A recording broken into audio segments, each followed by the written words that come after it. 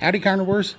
Hey, today we are starting a new series. We're calling it 700 plus and counting carnivore diet transformations.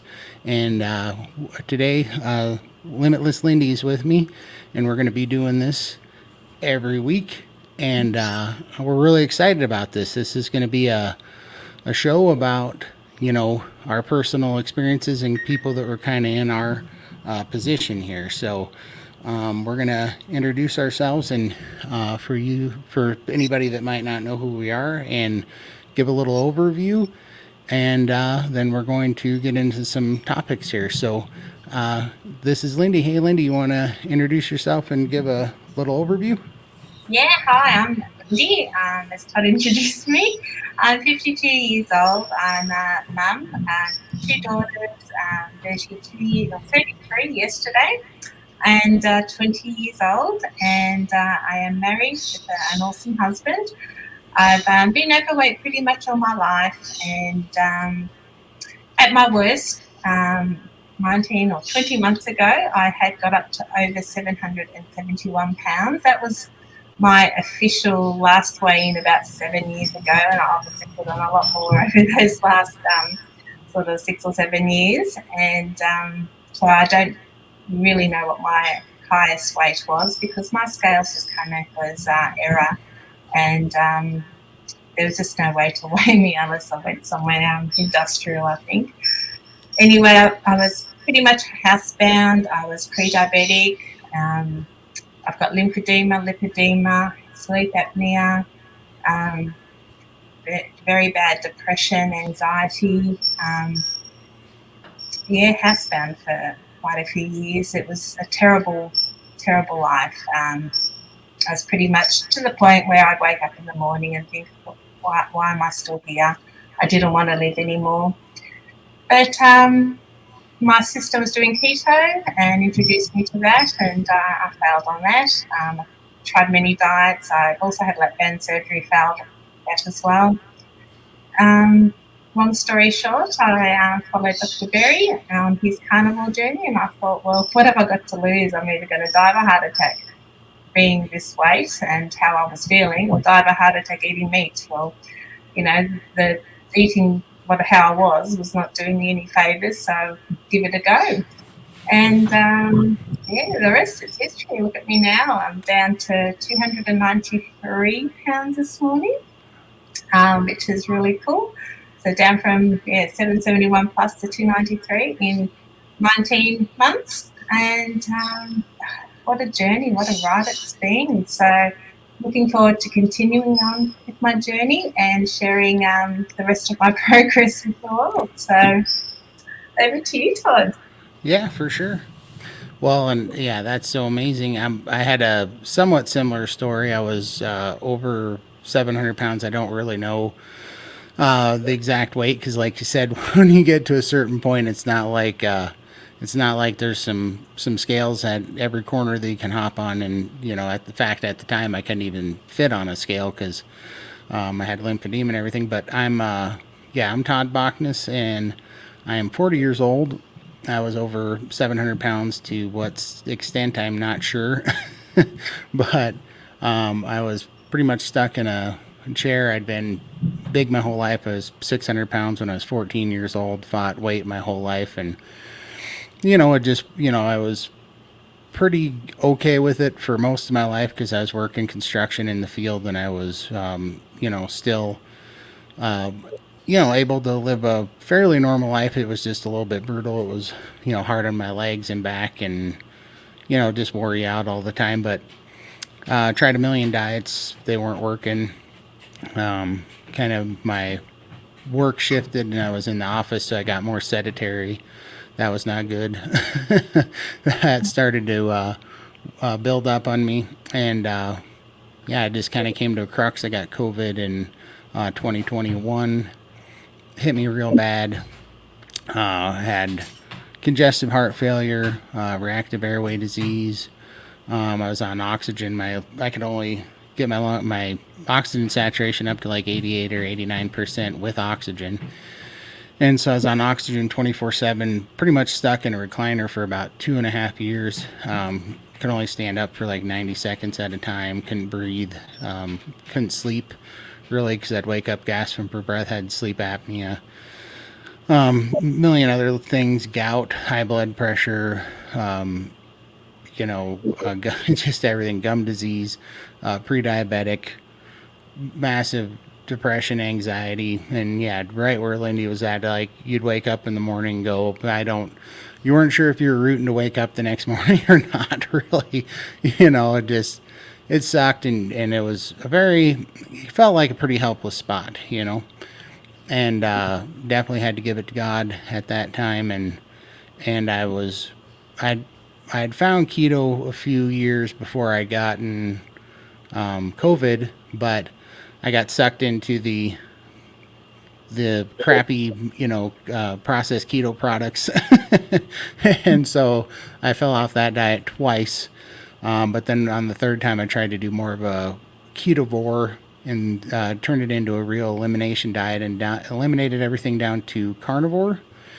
That was in September 28th of 2022 is when I started ketovore. I did that for 3 months.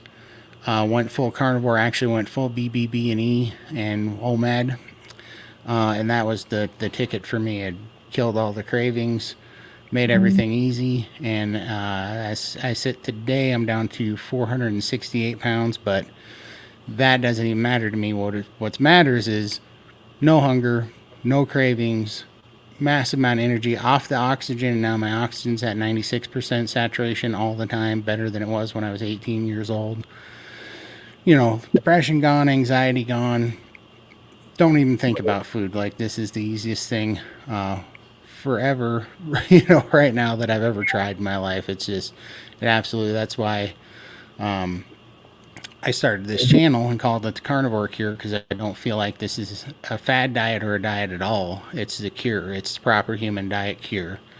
And so, yeah, and that might be a good place to go from here, Lindy.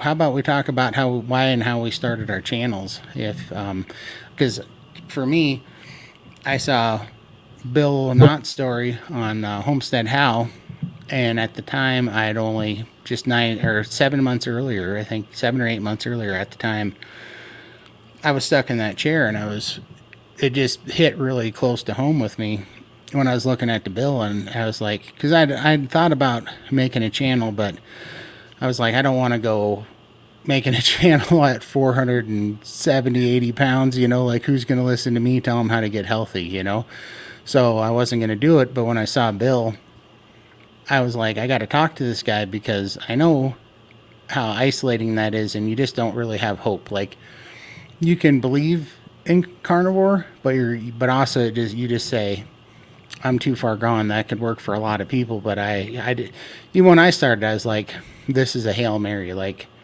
I don't know if this could pull me out of this deep a hole, And Yeah. and so when I saw that, I just wanted Bill to know that this thing really is a life-changing, proper human diet, and that's why I started my channel. And how about yourself? Yeah, I was in the same boat. I was too scared to reach out at the start, and I joined this BG gang. That's where I met Emily and Raymond. I signed up for personal coaching. But I used to sit in the Zoom meetings. I was like, this is going to help me stay on track, because I did struggle for the first 6 months of carnivore, just staying on track, because I had a lot of voices in my head, keep the carb cravings, and just keeping on track was very difficult. In the social situations, it was hard. So the coaching, and obviously Bill reached out to Kerry, which that's the first start, isn't it? Reaching out for that support, because it is hard to do it on your own.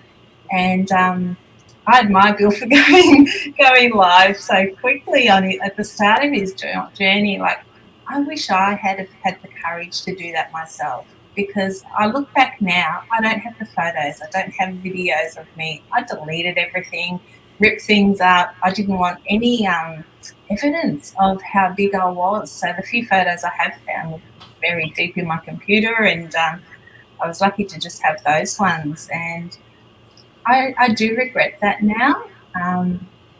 But I don't think I was in a position mentally to deal with any flashbacks or feedback. Like, I'm still struggling now with a few naysays, and it's making me stronger. But if back then, I don't think that I could have survived that.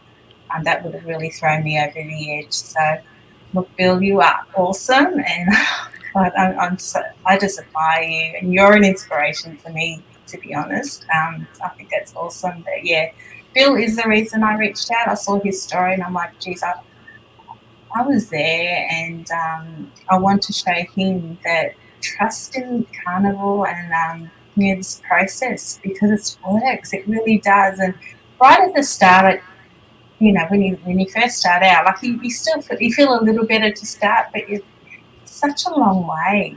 But at 19 months, and now that I look back, it's like I've blinked. And I look at my photos now and myself now, and I'm a totally different person. Now, 19 months ago, I wouldn't have thought this would have happened so quickly. So at the time, it did seem like it would take forever, but it doesn't.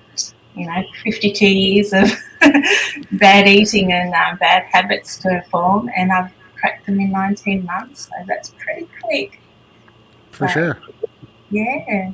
Yeah, totally. I think, I've been surprised by that too, because it's funny. One of the things that gets in your head is this, it's just, you sit there and you think, man, what's this going to take 5-10 years to get, back? You're like, how old am I? In my mind, I was like, I'm going to be 50 before I even get back to ground zero. Yeah. And so I was like, how am I going to do this? But the reality of it is, it's happening so much quicker than I ever thought that it would. But even though I have a long way to go, year, 2 years before I get even close to whatever my goal weight is, what's really amazing is that I don't care because the improvements that I've made and just the last 9 months of carnivore, 1 year of ketovore and carnivore. I mean, it gave me my entire life back. I mean, it was just a year ago that I was praying to only weigh 500 pounds so I could walk again, and now I'm below that, and that happened in 1 year. And I mean, you can probably testify to how fast a year goes by when you're improving every day and you don't wake up with the weight of hunger and falling off another diet that is just doomed to fail from the start. And it's obvious we needed to lose weight. I mean, that way, people just look at you and think, oh. But to be honest, to me, that's just the cherry on top. All the healing that I've experienced, that the carb cravings are gone, and mental clarity, the pre-diabetes, I'm no longer diabetic, all my blood markers, I had high inflammation, everything has improved, and I'm feeling fantastic, and that far outweighs the weight loss. The weight loss is, just the cherry on top, and the healing process is the mental games in your head, that's all gone. But it just makes life a lot more simple, doesn't it? Yeah, for sure. It does. Like I've said a bunch, Scott Baker, when I was doing his interview the other day, he said something that nobody else had asked me yet, but it was always hanging in my mind, because I've lost over 200 pounds twice in my life before, and over 300 pounds twice in my life before, and gained it all back. It was always through a starvation diet. But he did ask me, he said, so, what's going to, all the naysayers are going to say, what is different this time? How do we know, that you're just not going to plummet again, here in another year or two? And the difference to me is that every one of those starvation diets, from the first day I started doing them, I knew that they were doomed to fail, because you go to bed hungry every night, you'd wake up hungry every morning, and you'd wake up going, I don't know if I'm going to make it through the day without coming off the rails, and you'd be taking it minute by minute. But the thing was, it never got better. It never got easier. The cravings never went away. I felt better because I was getting the weight off and because of the things that I wasn't eating, but the carb cravings never went away. The real underlying problem wasn't gone, and I was just getting weaker and tireder by the day. I had less energy, and the depression, anxiety was through the roof. The longer you're hungry, And the longer, that kind of hunger, you don't sleep good. You don't sleep at night. Your sleep's a wreck. You wake up tired and just full of anxiety, depressed, and you're not looking at all. You're dreading the day because the day is going to be full of pitfalls that you're going to try to not fall into, and you're going to try to not come off the rails all day, and it's just going to be a nightmare. And now I don't even think about food. I don't. I could care less. When I go to bed, I'm full. I'm satiated. If I'm hungry, I get to eat as much ribeye as I want, or bacon and eggs and whatever. I don't Yeah, ever have to be hungry.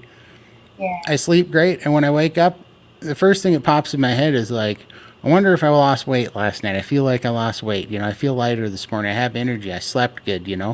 And the depression's just gone. The anxiety's gone. So I know just in my core of my being that this is nothing like any of those other ones. I never told anybody before, oh, I've got this licked. I wouldn't have dared because I yeah, knew I was thinking about it the other day. It was almost like you're pretending to be a different person when you're on those diets because you're trying to talk yourself into, oh no, this not eating things great. Oh no, I got it covered. Yeah, look, it's working. And you just sitting there going, I hope that this thing turns around because I don't believe a word I'm saying to myself because it's just looming. The weight's looming. And now I actually this is this is the proper human diet. It is who I am, right? This matches the person that I always saw in my head. This level of energy and confidence and just security and just ease. It just I can't really explain it any better than that, but there's just a knowing every day like, oh, I could skate through life feeling like this and living like this. This is just so easy. And the weight just keeps coming off. yeah. Well, for me, I've tried pretty much every diet I can think of, and the lap band surgery, and I just failed it all. The difference with the carnivore diet is I have now got an off switch. As soon as I've eaten my steak or whatever in my carnivore meal, my brain switches off, and I don't think about food until I'm hungry again. Like 6, 7, 8, 10 hours later, like I can fast 24 days and not even think about food. To have that off switch is such a powerful thing. And I've never ever had that ever before in my life. So that makes this sustainable for me. I'm not eating as 3 meals a day. If I skip lunch, who cares? I'm not going to die. A lot of people are just like, oh, I haven't had lunch. And I guess before that, like I never used to have breakfast, and sometimes I wouldn't have lunch, but then I feel like I'd have to make up for it at night, and I'd eat all my meals at night just because I hadn't had breakfast and lunch. Because you need to have three meals a day and your snacks, and for your metabolism, blah blah blah, and um, nothing that didn't work for me, but this is working for me, and I'm feeling great, and I'm losing the weight, and yeah, what can I say? It's been Yes. magic. Yeah, it really is. It's a miraculous miracle almost. It hits you so hard. And I mean, I still wake up. I'm like, I cannot believe that I spent 39 years waking up just miserable when I could have felt like this just eating bacon. But I mean, I get it. I've been through all those diets and seen the dietitians, and now I look back and shake my head. I keep thinking about how many times they put me on a grazing diet. Oh no, Mm, you need to graze and eat 6, 8 small meals a day. And now I look at it and go, that was the worst advice you could have given me. I'm a carb addict, and you wanted me to spike my insulin 8 times a day, but try not to overeat 8 times a day as well. I mean, that would literally be like being an alcoholic and say, 8 times a day, I want you to have a half a shot of whiskey and then hold back on it. Don't overdo it. It's like, who do you and think you're dealing with? I'm an addict. yeah, eating the fruit and veg. I find fruit and veg, pumpkin and things like that, sweet to taste, and that sweet is triggering for me. So whether it's candy or vegetables or fruit, it's still sweet. It still gets me going, and that makes you crave even more. So, and I found that out now. Like just the other day, I had a bit of pumpkin at my mother-in-law's because she's not too keen on the carnivore diet, and I thought just to keep the peace, I had just 1 or 2 bites just to, so I didn't have to hear her, say anything. And that on the way home in the car, I was craving. I'm like, I haven't had a craving for such a long time. I mean, what's happened? And I'm thinking, well, pumpkin, I had 2 or 3 bites of pumpkin. That must be it. So as soon as I got home, put a steak in the air fryer, took 2 or 3 bites, and the craving was gone. So that Totally. little bit of pumpkin vegetable is all I needed to start these noises in my head and the craving, the carb monster rear its ugly head again. So that's how powerful, the carbs is, the addiction. So I know that now, and if I do ever have to do that again, I know just to keep a carnivore snack on hand and just quickly, eat that before I do anything silly, because I don't want to go down that spiral again. Oh, for sure. It's definitely something I have to keep an eye on, and I don't know whether that'll ever pass, but at least I'm aware of it now. So Yeah, and that's why I'm really excited to be doing this new weekly show with you, because I have questions about that myself. Like, honestly, I feel like I won't ever have a problem with carbs again, even if I screwed up and I went off the rails for a day, because I I know the path back here, and I know the reality of it all. Like, I don't think it'll ever be a problem, but I'm not going to attempt it, because I don't care to find out the hard way that I was wrong. But it will be really interesting going forward, in over months and years, to see where that comes, because you know, I think about that. I think about the triggers I used to have, and I really have made new habits. It's really kind of crazy where now sometimes I'll eat sirloin, and sirloin steak doesn't have much fat in it, and so I'll be hungry again sooner. But I don't. I no longer. Usually if I let myself get hungry, I'm not craving meat. Back in the day, even when I was first starting ketovore carnivore, if I got hungry, I was going to be craving a pizza, soda, tacos, whatever. That stuff was going to just drive me insane. And now, if I get hungry, I'm like, I need bacon. I need a ribeye. And so, yeah, whatever that habit change, that switch that's been flipped, even when I'm hungry now, my body must be fully, fat adapt and flipped over to, burning fat as fuel, because that's what I'm craving now. And to me, that's one of the greatest victories to be hungry and ravenous and not craving pizza. That's a whole new game for me, you know. well, at 771 plus pounds, I think I was probably one of the most malnourished people in the world because of the junk that I put into my body. I didn't eat a lot of meat. If I did eat meat, it was with, the bun and the fries and, all the other crap that you have with it. So the meat was the most healthiest part of my diet, and it was only a very tiny portion of it. So now that I'm just eating meat and eggs, and I feel nourished now, and obviously my body's thanking me for it, because all my conditions are reversing and improving, and I'm losing the weight. So it's definitely working for me. So For sure, yeah, and that's a kind of a great segue into something that's going on with me this week, as you know.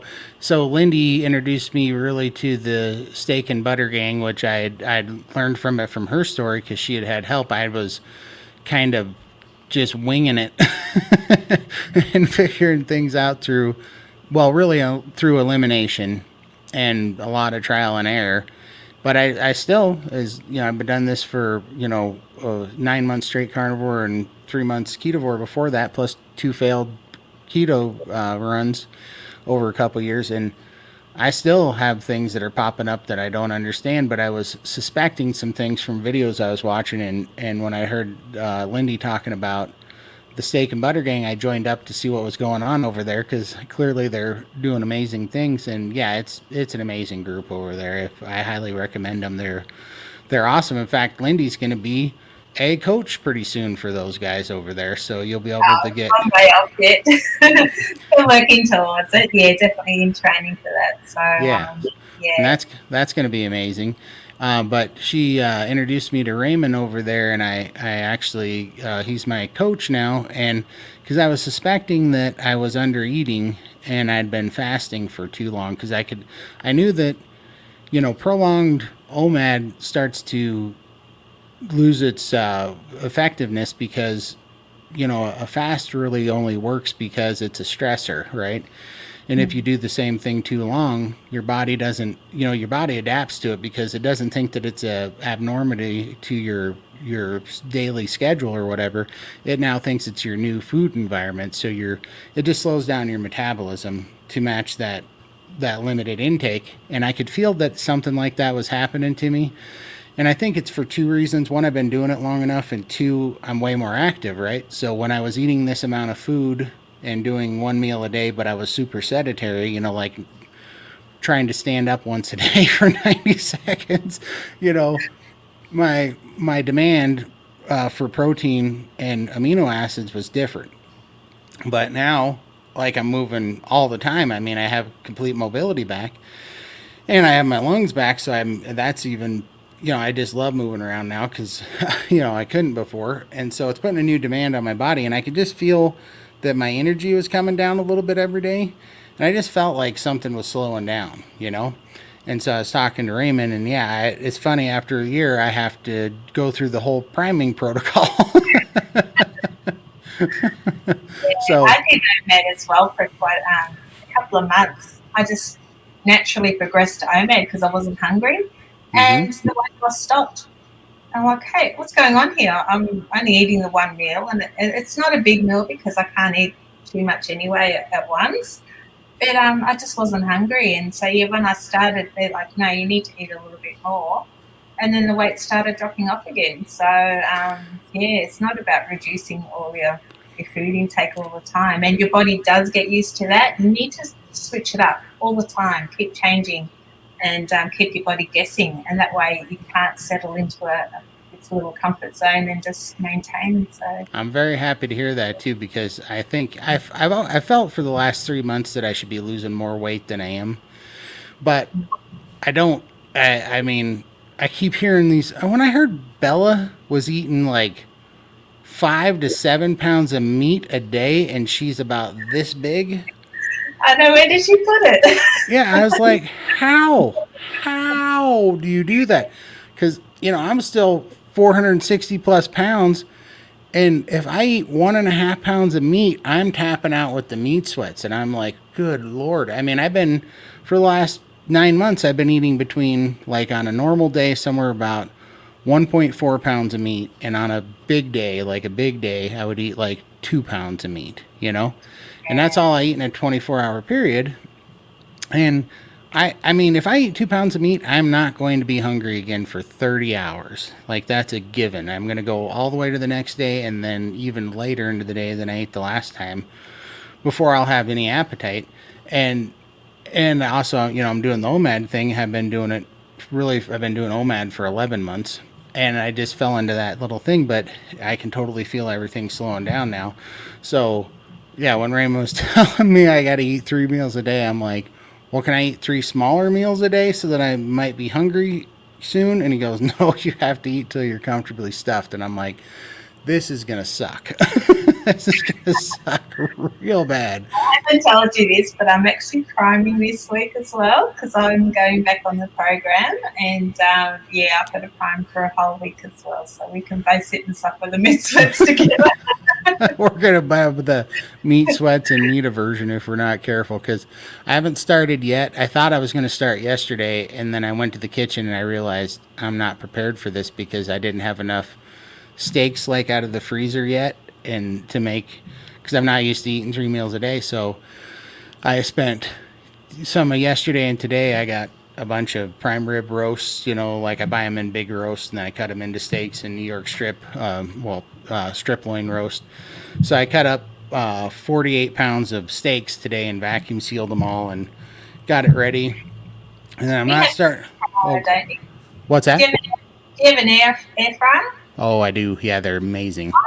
I just put my air fryer in the steak frozen. Oh, sorry, my steak in the air fryer frozen. Really?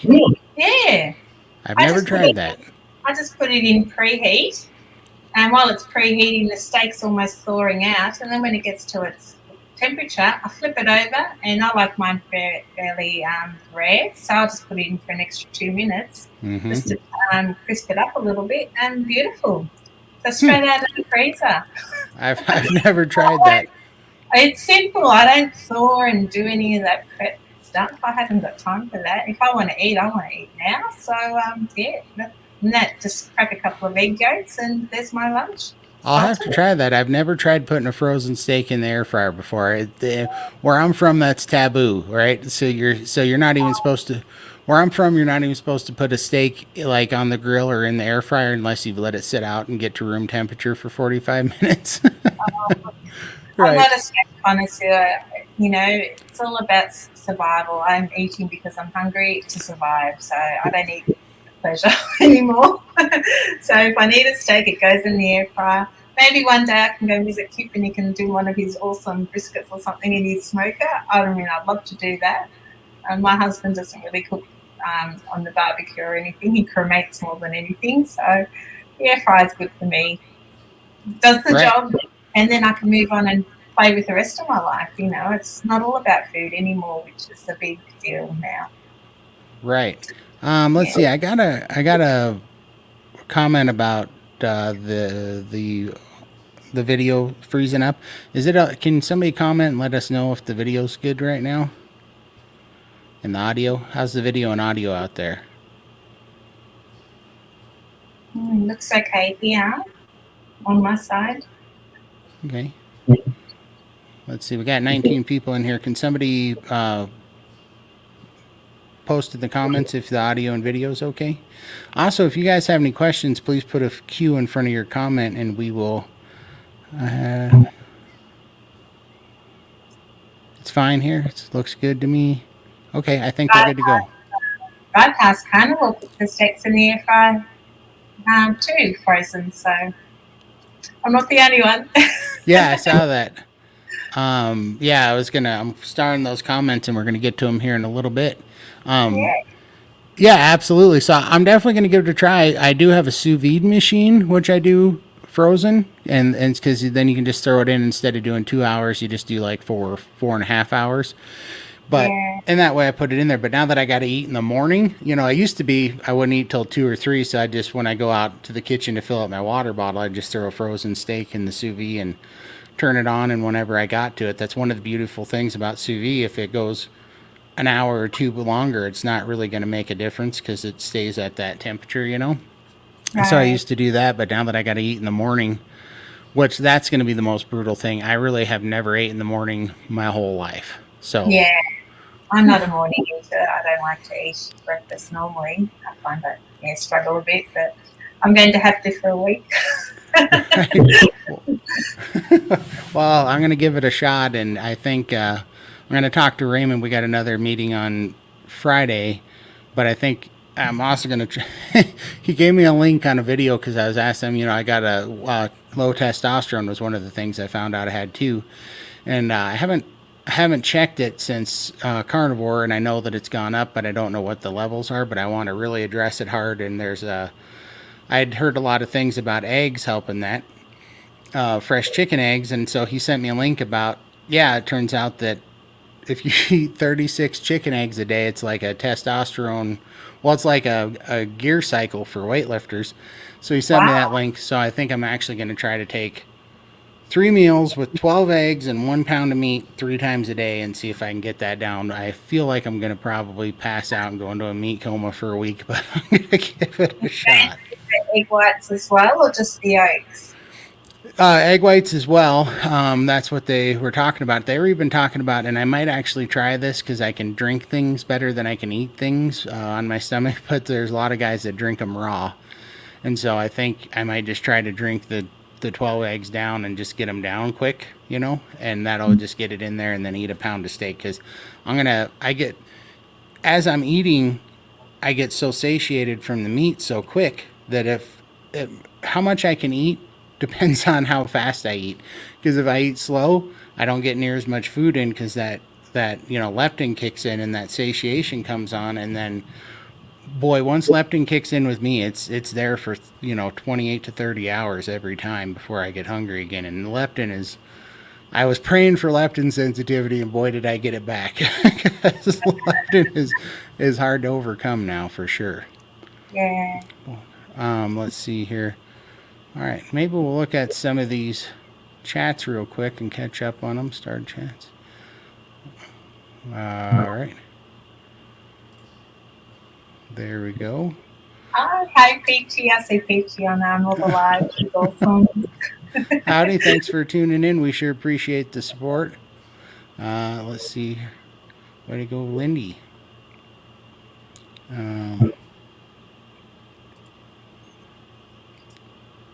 Howdy, howdy. Hey. Appreciate you tuning in. D and G'day. Max. That sounds like they're. You're an Aussie, maybe? Yeah, that's what I was gonna say. I'm starting to speak Aussie because I recognize that you guys always say that to me. I'm starting to say y'all a lot now. Like my Aussie accent. Hey, Bold Carnivore. Thanks for coming over.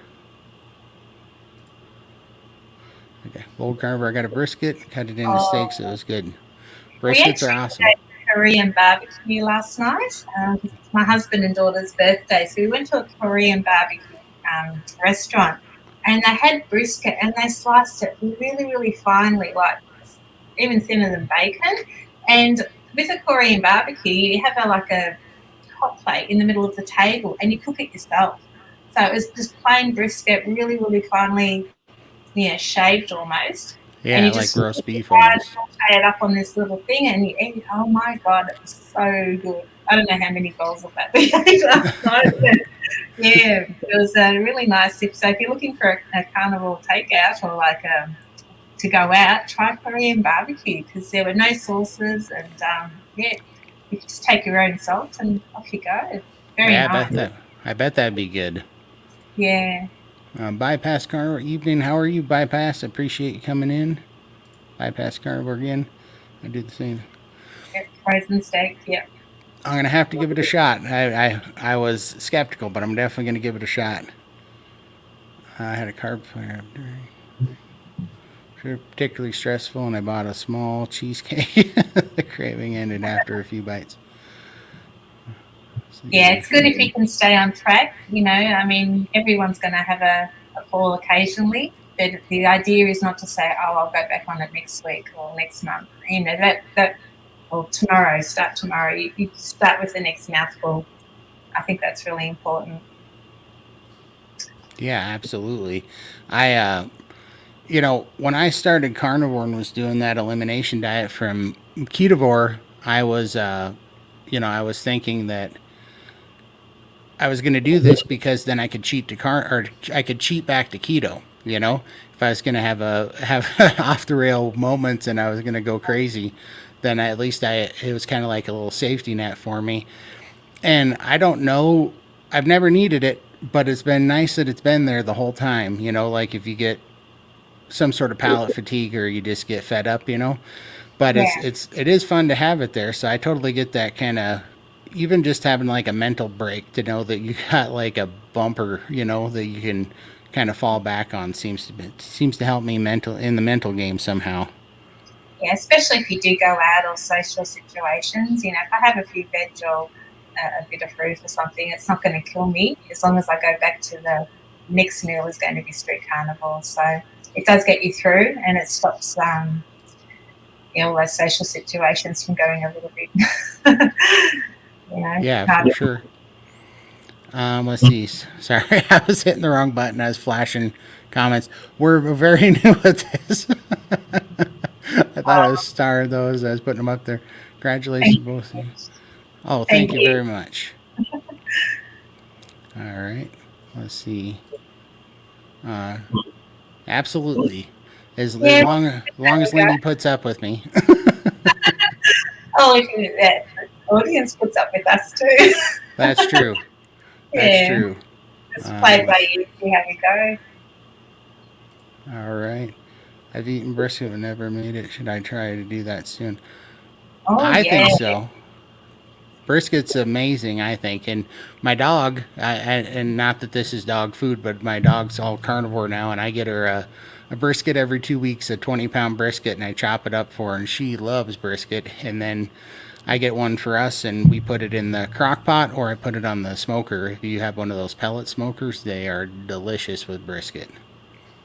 I used to do mine in the slow cooker just for about 4 hours on high, and it's very, very, it just falls apart, and it's very soupy as well.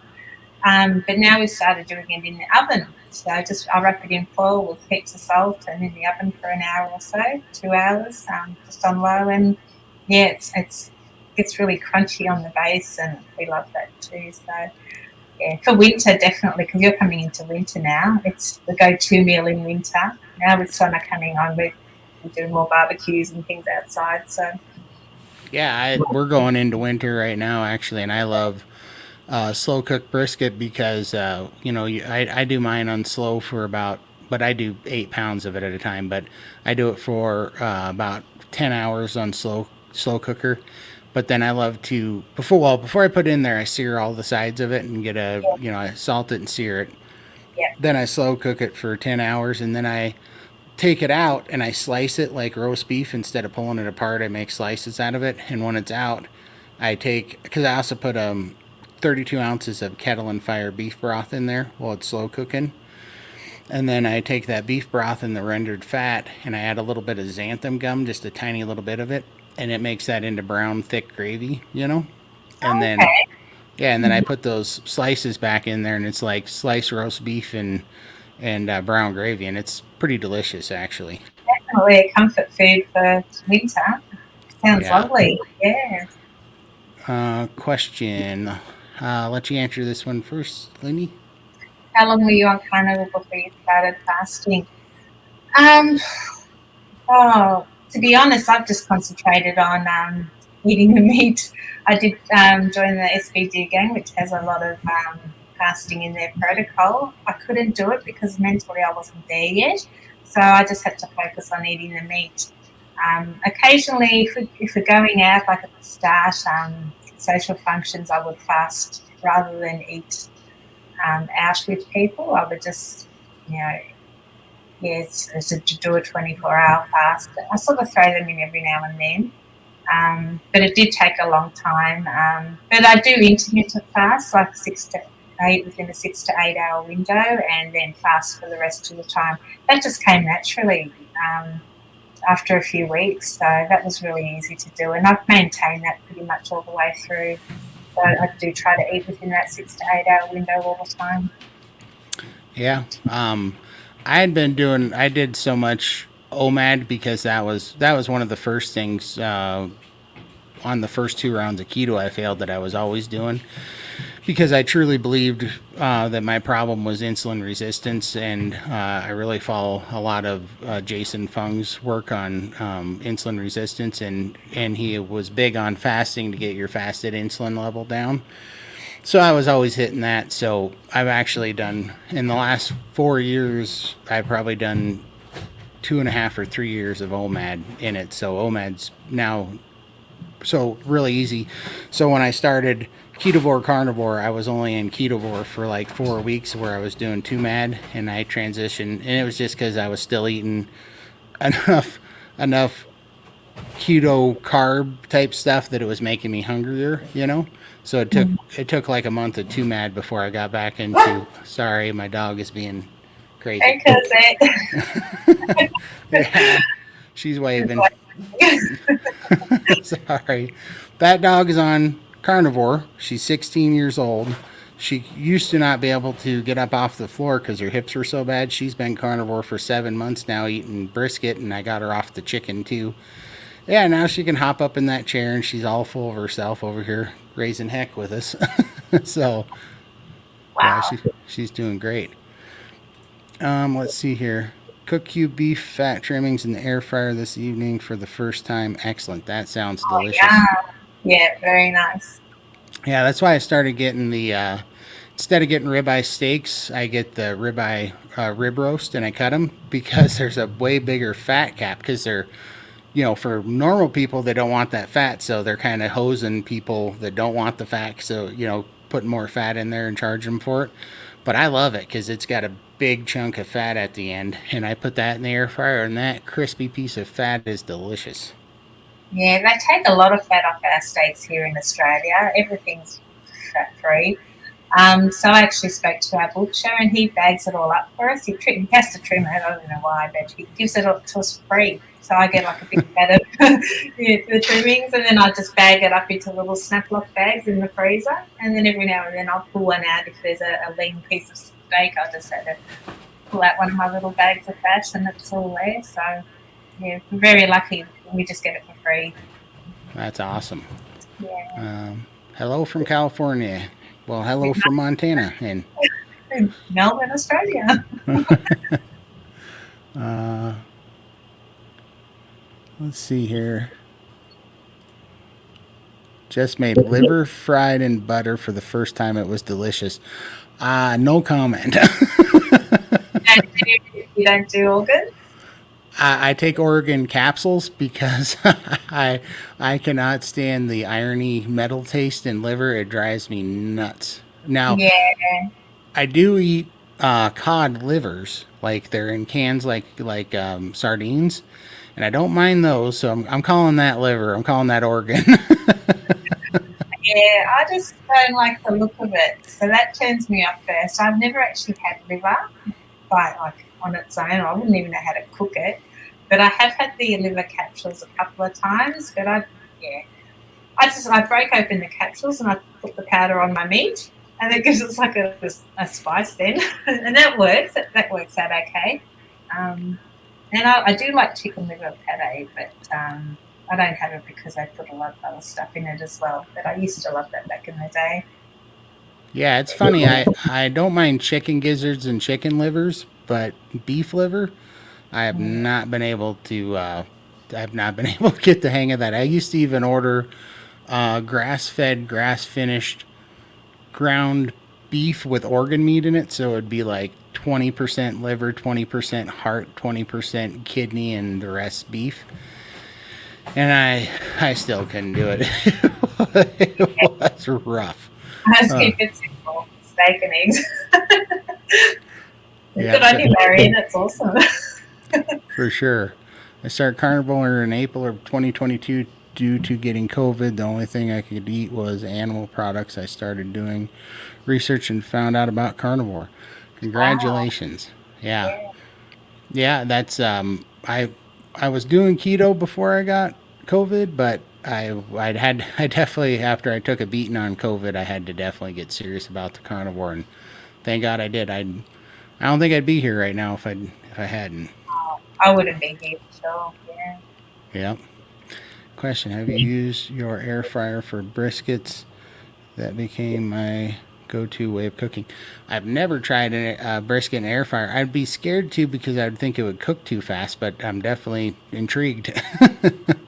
Yeah, I think it would as well. Might be too hot. I don't know. I've never tried it, but I don't think it would fit in my air fryer anyway. It's only a small one.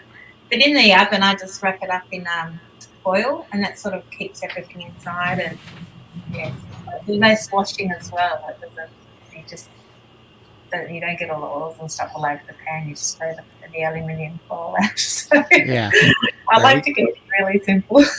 The oven works for me.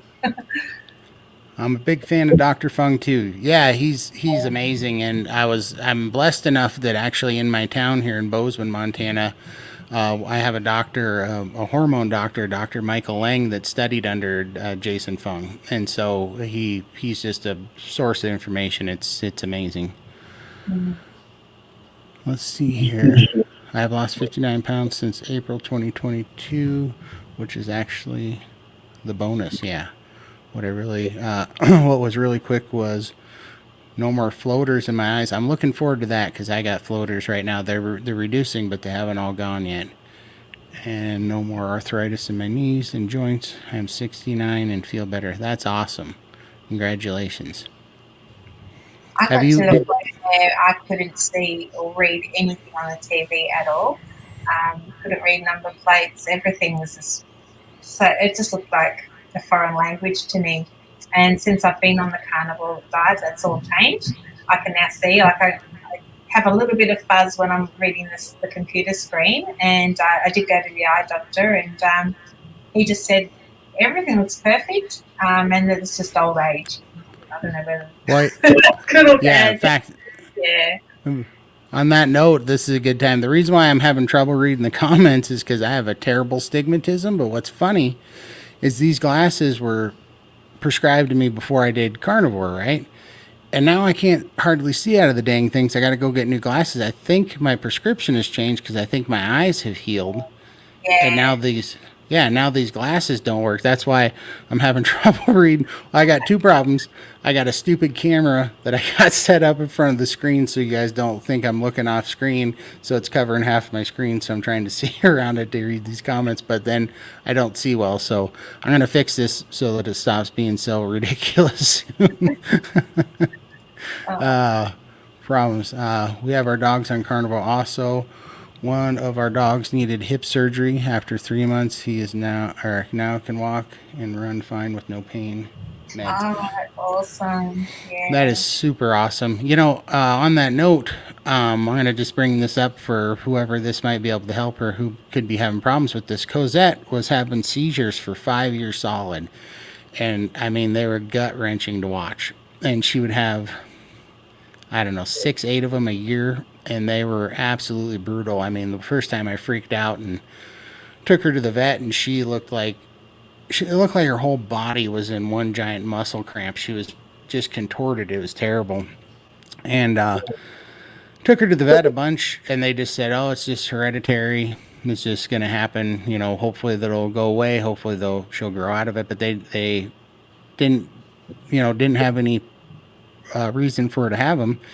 Just that it was hereditary. And so so I put up with them for like 5 years. And at the time, she was mostly on a chicken diet. And then when I went carnivore, I noticed that chicken was making me not feel good. I couldn't eat chicken. And so, and then when I was tackling low testosterone and I learned that I needed to eat a lot of chicken eggs, I didn't want to get them from the store. So my sister was raising chickens, and I went to this local farm and I bought 20 chickens for laying eggs that my sister raises for me for fresh eggs. And when I was talking to her, I asked her if she had noticed anything weird about the chicken because it was making me sick, and I didn't know if there's something wrong with the mass-produced store-bought chicken. And she goes, "Yeah, there is. She said they take two species of chickens that won't breed and reproduce in the wild, and they actually artificially inseminate eggs and incubate them in a lab and make these chickens, and that's what they send out for chickens that grow. And the reason why they do that is because they grow way bigger, way faster, and way fatter." But she said they found out that people were having a problem with them because they were putting it in dog food, and that was creating huge amount of dogs having seizures. And these groups of people were finding that if they took their dogs off of the chicken-based feed, their dog seizures went away. Well, when I'd heard that, I was kind of noticing Cosette hadn't had a seizure in a while because I stopped eating chicken, so I stopped feeding Cosette chicken. So at the time, she hadn't had a seizure in 7 months, and she'd only had beef. And so I thought, oh, maybe she's growing out of it, but she hasn't had a seizure now in 9 months.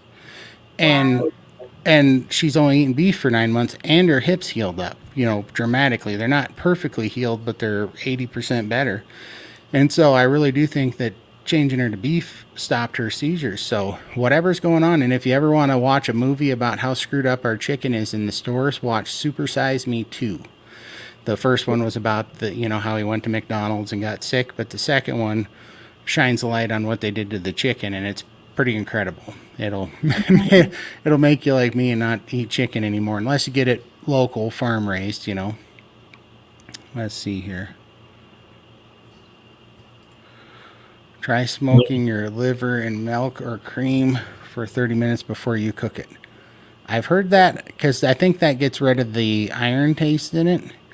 And that would be good because I don't, people say they don't like the texture of liver. I don't mind the texture so much. It's that iron taste that I can't stand. I tried if someone cooked it for me, but I don't think I'll go down that. It's too much work, and I don't have milk or cream because I stay away from dairy. So yeah, it's too hard for me. I don't care for beef liver, but deer liver, love beef. Love beef and deer heart. Yeah, beef and deer heart are great. Beef heart tacos and beef tongue tacos were kind of my pre-carnivore favorite tacos, actually. Is deer like venison? Is Yeah. that the Yep. same thing? Oh, okay. Yeah, I Yeah. have never had it, so yeah. Personally, I'm not a big venison fan, deer fan. I like elk. I love elk, you know, and I love buffalo, and moose is even good. But we have antelope and deer here, but they taste like sagebrush. You know, they're very gamey. I only see those animals in the zoo, so Yeah, I guess we got elk and you have kangaroo, right? kangaroo and crocodiles and Are alligator. kangaroo pretty good? I have never had kangaroo. I won't eat stiffy, so yeah. Very lean meat. So Yeah. yeah, I don't eat. Yeah, I'm happy with my beef. I guess this thing happened to me first week of carnivore until I incorporated carbs again. Ah, well, maybe that might be what's going on. I definitely, my eyes are atrocious right now. I gotta tell you. Yeah, I definitely need to get my eyes checked again. Yeah. Let's see here. I bought Rachel Ray dogwood. I'm not sure what that means. Dog food. Dog food. Okay, sorry. Dog food. You won't touch it. Oh, Rachel, oh, it's your Yeah. dog. I was wondering who Rachel Ray was. Yeah. Cosette, she won't touch dog food. She's so spoiled. She's been eating meat for so long. I could put, some days I can put brisket and ribeye on the floor and she won't touch it because she wants it cooked. She won't drink her water half the time unless I put ice in it. What's upsetting now is they're advertising vegan dog food and stuff like that, and I'm just like, please don't. And people are doing it. It's just Let me tell you this. Joe, I love comedy. I love comedy so much. And Joe Rogan, you know, the comedian and the podcaster, he has got the greatest skit on vegan cats. It's the funniest thing. If you haven't heard it, listen to him talk about vegan cats on. link it below for us, and we can all watch it later. I should. It is so funny. It kills me every time I listen to it.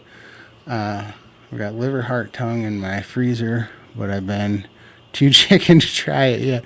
I don't blame you, man. It would stay in my freezer. Yeah. Let me tell you, the heart and tongue is fine. That liver, yeah, I mean Cosette won't even eat it, and that's telling you something. I love venison. Mm-hmm. Yeah, I got to I think that's a geological thing, right?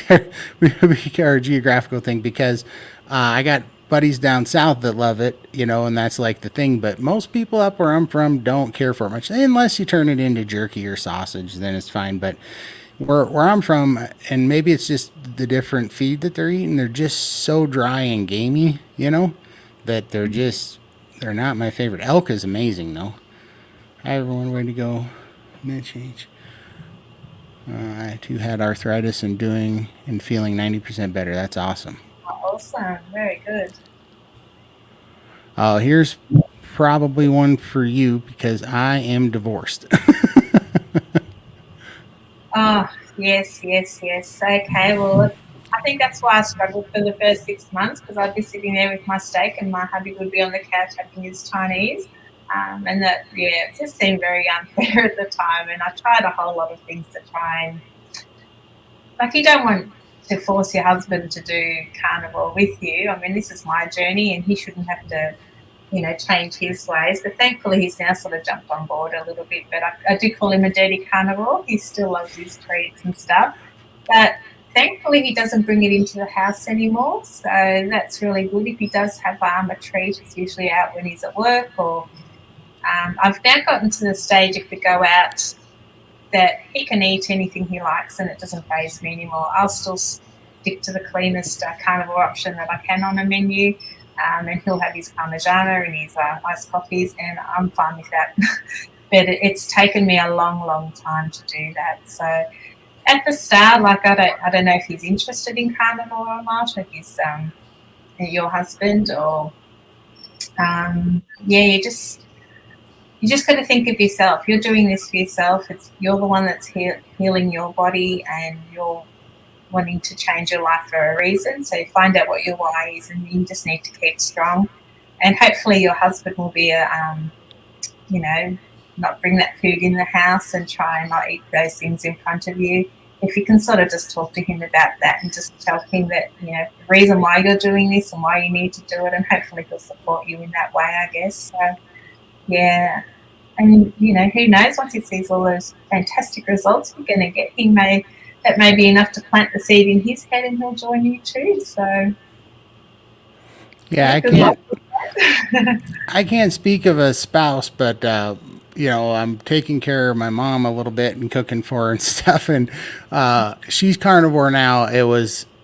Uh, it was kind of a struggle for sure, but I was kind of just eliminating things, and I kind of got to do the shopping and the cooking, so I'm kind of in control of the food. And she's been giving me a hard time, but she's got a bunch of medical problems. She's got Parkinson's, and she's got a brain tumor, and she had gastric bypass. And so I'm just trying to slow down the Parkinson's and stuff, because I know it'll help it. And she's on board until she's having a carb craving, and then she's not so much on board, and then and then she doesn't like me at that time. But she's coming back around. So you're kind of working on that. But I can say too, you know, from doing this, my sister had the lap band, yeah, and she, of course, that failed for her. And as I was having success on carnivore, I was telling her about it, and I'm like, man, these cravings are gone, and my appetite is way under control, and I'm feeling great. And I was telling her, and she knew I was telling her the truth, because she could see, you know, she was one of the people that would help me when I was stuck in that chair, and she would come over and, you know, cut my hair and do things. So she knew how bad my shape was right then, and she saw it turn around. So she believed in it, but she was scared stiff of giving up all the sugar, you know, and she was just terrified of it. And she had depression, anxiety, and bipolar issue and all this stuff, you know, and she was terrified of giving up all that stuff. And now she's 5 months into it. I think she's 51 pounds down, 41 or 51 pounds down. It doesn't matter. What matters is she could barely walk because she had bad hips and arthritis. Yeah, now she's bombing around. She looks like a new person, and now she tells everybody about carnivore. You know, it's totally changed it. So I can tell you, if you become an example and they see, you know, the people closest to you know how bad your situation was, and when they see a real change, they can't deny it, and it's contagious. You know, it rubs off, because everybody's in a, you know, at different levels of disparity on health lately, and so everybody's looking for an answer. And if you can be that, you know, that example, man, they'll get to a point where they are looking for it too, and they'll come to you. And I really think you can turn it around, you know. Let's go to this. Let's see here. Here's Adam. If you guys haven't seen Adam's channel at Carnivore Today, you got to go check him out. Adam was one of the first guys that gave me an interview when I had no subscribers at all. I was making videos to put out in the ether, and I was wondering how anybody was going to find them.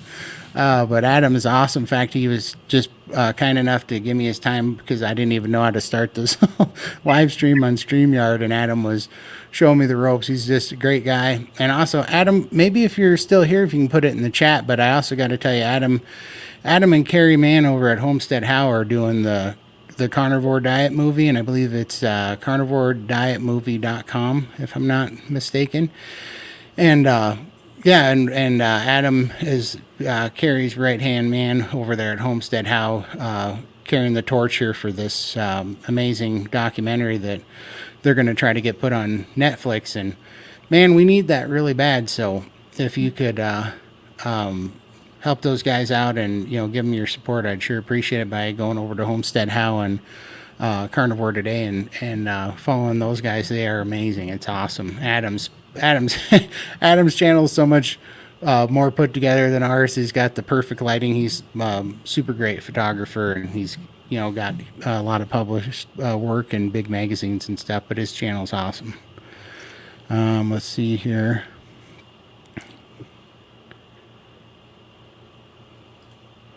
All right, Upper Peninsula, Michigan, deer shortage, gamey. Yeah, very gamey. Yep. Let's see here. I'm in Tennessee. Right on. Beef tongue is supposed to be, yeah. Yeah, I like beef tongue. It's really good. Deer heart is okay. Okay. Here you go. That's for you. Oh, thank you. All right. Got my husband on low carb, and when he gets strong enough mentally or whatever, I will help him because we both need to lose weight, but can't push him. Just got to enjoy our life together. Yep. Yeah, he has to want to do it as well. So when he's ready, he'll reach out. Just lead by example, and he'll eventually follow, I'm sure, once he sees how your results are going. For sure. Yeah, and I mean, I know that there wasn't any 100 men in the world that could have made me do carnivore until I was ready. Yeah. I'm in Vermont. Our deer are excellent, but more gamey than does. The bucks are more gamey than does. Yeah, for sure. Absolutely. Yeah. I don't know. I'm open to trying less gamey venison, but I just never had one. I went out and shot several hunting out here, and by the time I got them processed, I was like, why did I do that? I can't stand this meat. Got off diabetic meds and lost about 80 pounds, starting with Weight Watchers, then vegan, and got bad blood sugar, then went low carb, and now began carnivore September 1st. Congratulations. Definitely let us know how that's going, but I think you're going to find what we all did, and it's going to be a turnaround. I did Weight Watchers and a bit of vegan as well, but it just wasn't sustainable for me. So yeah, you just fall off pretty quickly. I tried all those too, but every time the same thing would happen to me, and I was just perpetually hungry, full of anxiety that I was going to fail. Nothing was ever satisfying. The hunger just never went away. I mean, it's like this loud voice that just keeps getting louder and louder and louder in your head that never goes away, just weighs you down. And so I would always fall off the wagon, but I wouldn't go off the rails. I would just stop eating because instinctually, our bodies know what's easier for us. And it was the carbs the whole time. So if I just stopped eating, I'd go into a fasted ketosis. I didn't know that at the time, but fasted ketosis was easier than spiking your insulin and then shorting it food every time, Yeah. You spend most of your time just thinking about all the things you can't eat. So it's not really helping you. You just torture the whole time. Whereas now you've got that off switch, so you're not thinking about things. No, it's crazy. I'm really this week being more consciously aware of how much that off switch is off, because now that I got to try to eat 3 times a day, I'm having to think about it again, and I'm like, I don't like this. For a week, we can do it. We can do it. I can do it for sure. I'm not complaining about it, but it has kind of woken my head up going, isn't this funny that 12 months ago, my problem was eating too much. Now my problem is I'm not eating enough because I'm so satiated. It's craziness how our bodies are very adaptable, Susan Hampton, thank you. Man, she's an awesome supporter. Thank you so much for tuning in. Y'all, I love that, y'all. Y'all encourage me so much. Bless you and thank you so much. I sure appreciate it, man. I can't, it still blows my mind that 2 months ago I was sitting here going, I don't even know how anybody's going to hear my video, and now there's even people tuning in. You guys are amazing. It's crazy. Okay. Female lobsters have a different taste than males. I used to manage a wharf. What's a wharf? A wharf where like shipping with Oh, containers and stuff. I'm in the mountains. I'm far away from any seawater. In I wouldn't fact, know how to tell a male from a female lobster.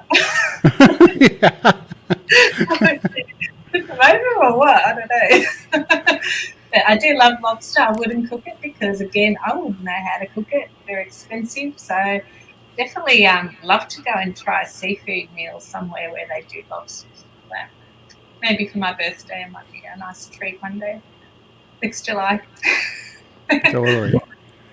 Leading by example is best. People will see you and maybe start questioning what you do when the student is ready. The teacher shows up. Yeah, and vice Yeah, versa. exactly. Abs- yep, I absolutely agree.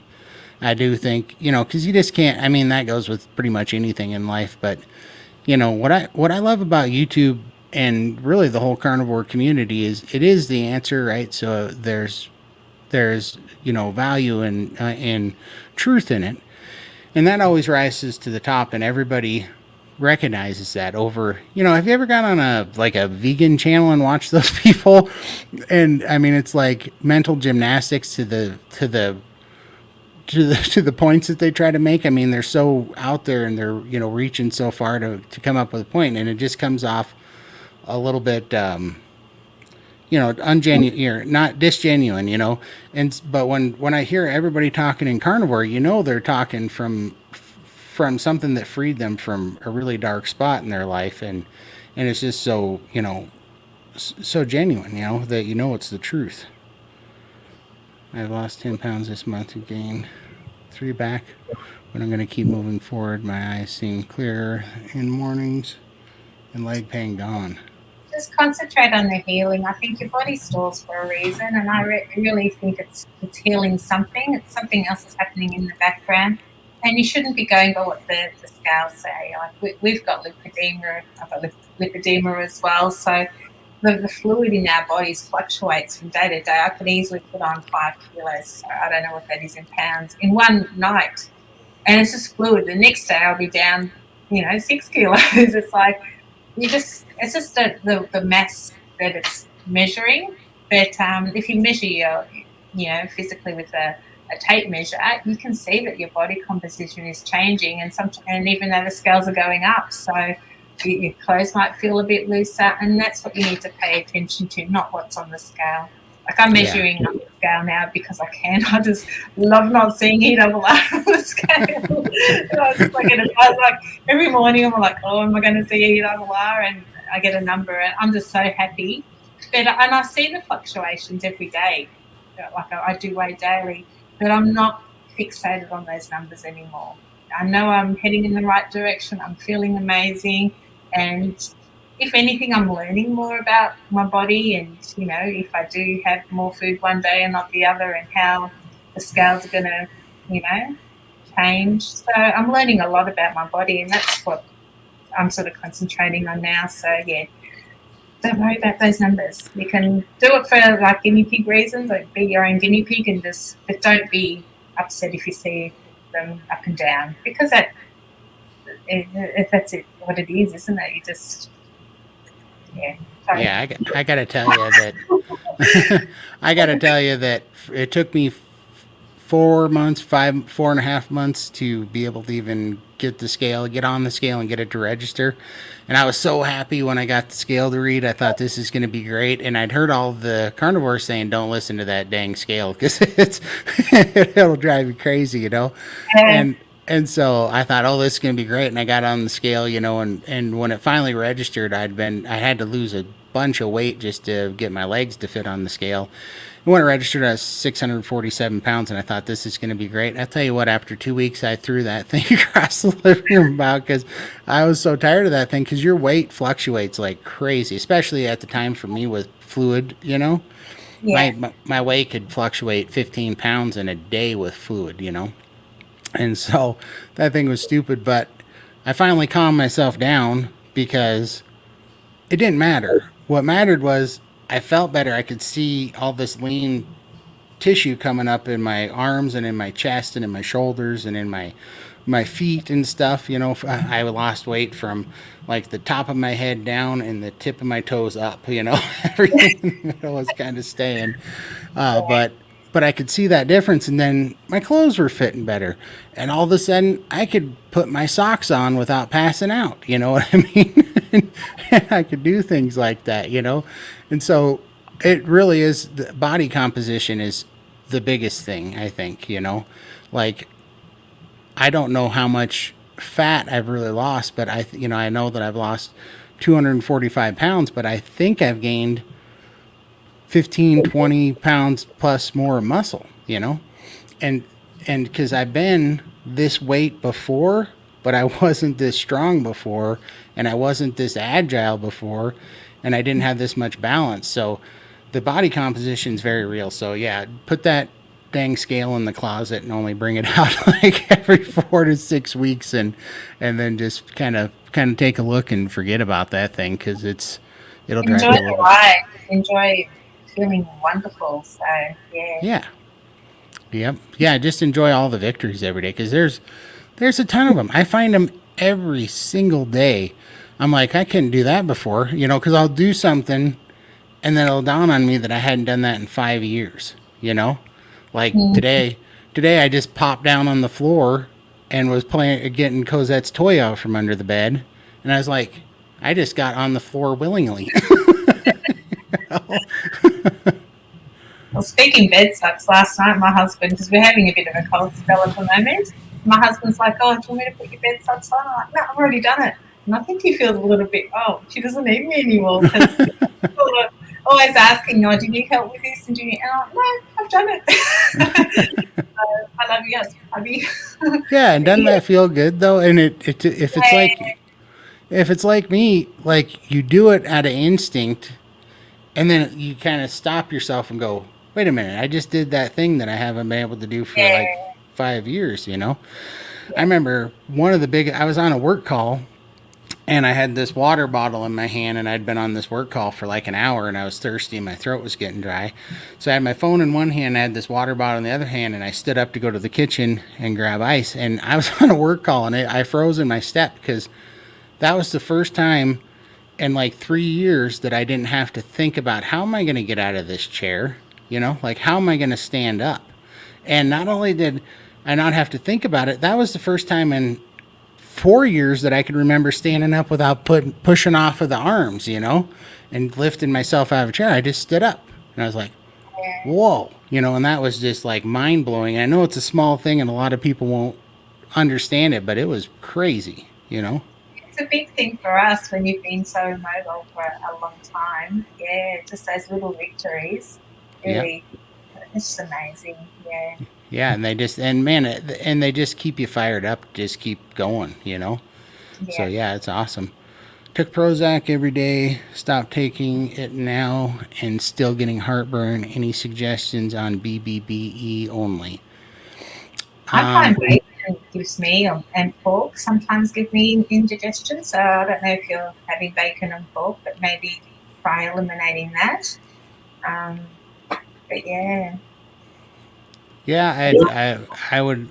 I got to tell you, I've never had heartburn, so I can't really speak to this, but I can tell you that chicken and pork, well, non-ruminant animals seem to upset my stomach a little bit, and I don't know why. And I think eggs even do a little bit. It's real tiny, but definitely eggs are the least culprit of the deal. But people are going to pass out when I say this, but I'm really thinking about cutting bacon and pork out of my diet altogether, yeah. because I feel sick when I have it, like a little bit nauseated when I have it. yeah, and Yeah, that's the exact thing. I feel that way very much so when I eat chicken. If I eat chicken, I actually feel tired. I feel a little achy, like, and I feel like muscle fatigue when I eat chicken. But when I eat pork and bacon, I don't feel super terrible. I just feel off. I feel a little bit run down, a little bit off, and my stomach just feels a little bit off for a while, for the first like 2-3 hours after eating it. Just nothing major, but it's just something's not right. But when I eat lamb beef or raw salmon, it's the exact opposite. I get full of energy. My muscles. I always tell this, and I don't. I'd be interested in knowing if other carnivores feel this. So when I eat, and hunger to me now isn't even a craving. I feel like my battery's going dead. you know, I just start things are harder to focus on mentally, and I'm just losing energy, and I'm just kind of feeling a little bit of muscle fatigue. And when I feel that, I know that I need to eat. And so if I eat beef, lamb, or raw salmon, that I get so much energy out of it, and but that I almost have a euphoric like feeling from it for about an hour or two. Very happy, moods through the roof, happy. But then the other thing happens is my muscles feel really good. Like when you get up in the morning and you stretch and your muscles feel good, it feels like that for like 4 or 5 hours after I eat that beef. Like my muscles just feel good. I find myself doing this because my muscles feel good to move around. And I don't know why it is. I tell my brother that all the time, and he's like, I'm jealous because my muscles are sore.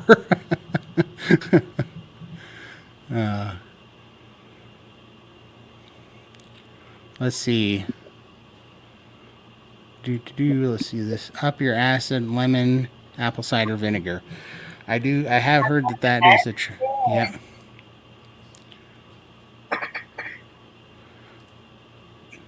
Dr. Eric Berg. Yeah, I know some of the carnivore community doesn't like him, but I am a fan of Dr. Eric Berg. That's his electrolytes. I take a lot of his supplements. Let's see. Hey, Carnivore Scott's in here. Hey, Scott, how are you, man? Hey, I got an answer for you from Baker. He was stationed in Albuquerque from 2006 to 2008. I got an answer for you on that. Let's see here. Cheeto, hi. I probably, if I could see better, I would stop repeating these. Thank you, Carver. Today I'm trying to subscribe to all of you because I need your encouragement every day. Yep, Carnivore Today, Adam, he is awesome. All right. Since you're comfortable with OMAD, ever do extended fast? What's your longest? Kerry just started a 5-day fast today, and I'm going to do it with him. My longest water fast was 21 days, and then I've done many 72-hour fasts. And I accidentally do a lot of 48-hour fasts because sometimes I'll do OMAD, and then I'm not hungry until like 7, 8 o'clock the next night, and then it's too late to eat, and I'm just gonna tank it till tomorrow. So I probably do 3 48-hour fasts accidentally a month, and then every couple of months when I'm feeling, usually something will happen, and this is where I come to eggs. When I eat too many eggs, I feel like my digestive system's getting like a little diluted or something, and it needs to heal. And so I'll do like a 3-day fast, and until I feel like my gut microbiome is kind of caught up, to where it's digesting meat faster and breaking down fat faster.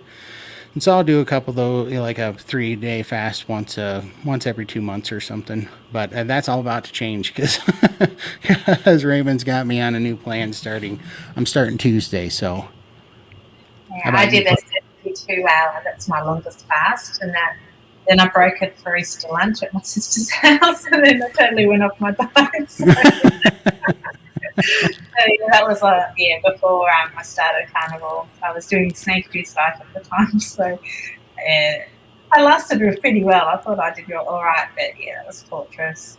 But yeah, I'm starting the priming today for my first week, and I'm doing the actual full program for Steak and Butter Girl this time round because I wasn't in the right headspace before, but I think I'm now a lot stronger, and I'm going to give it a good shot. So I'll be doing the fasting along with that as well. Yep, for sure. I got everything prepped today, but I'm not starting tomorrow because Mondays are terrible work days for me, and I just know that I'm setting myself up for a fail if I try to start on a Monday. So I'm going to start on Tuesday, and then I will be in the Meat Sweats crew with you. Who's carnivore? I did a 42-hour fast. Not a big deal, but I think I'm ready for a 5-day fast. Honestly, on my extended fast that I've done, after the 3 and 4 day mark, it's like super easy. I don't think for me there wasn't much of a difference from like day 4 to day 21 when I did that. The only reason why I was attempting a 40-day fast, but like a big dummy, I didn't take any electrolytes and I lost all my potassium and my red blood cells went to heck. But so definitely take your potassium, your electrolytes. Period. Get a bunch of that in. But I think, there's that guy. I should Google him, but it was like in the 50s or 60s. He did like a 400 and something day fast where he just didn't eat for 400 days and he lost like 250 or 350 pounds or something in that little over a year. But what was amazing about it was he was in autophagy the whole time. So when he was in autophagy for so long, it ate all of his loose skin. So he didn't have an ounce of loose skin when he was done, and that's why I was trying a 40-day fast. Because when I got to 40 days, I thought if I survive this, I'm going 80 days, and I'm going to see where I can take this.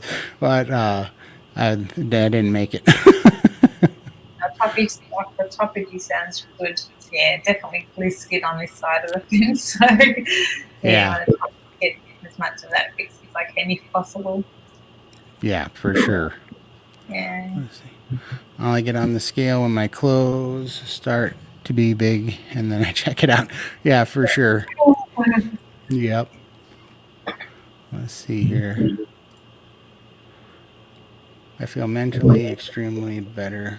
Doc wanted to put me on antidepressants, but I didn't use them, and my mind feels so. Yeah, for sure.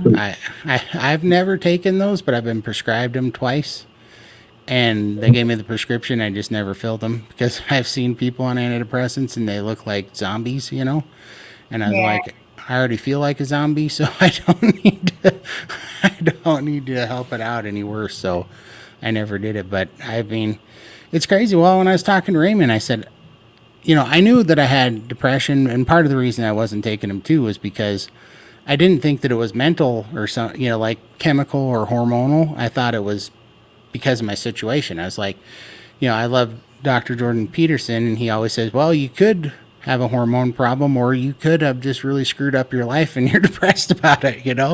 And so I always assumed that I'd really screwed up my life and I was depressed about it. But I was amazed to find out that my second week, this happened clear back in my first run at keto, even. In my second week in ketosis, that stuff was gone. It was just gone. And when I was talking to Raymond the other day, he said that is the first stuff to go for sure,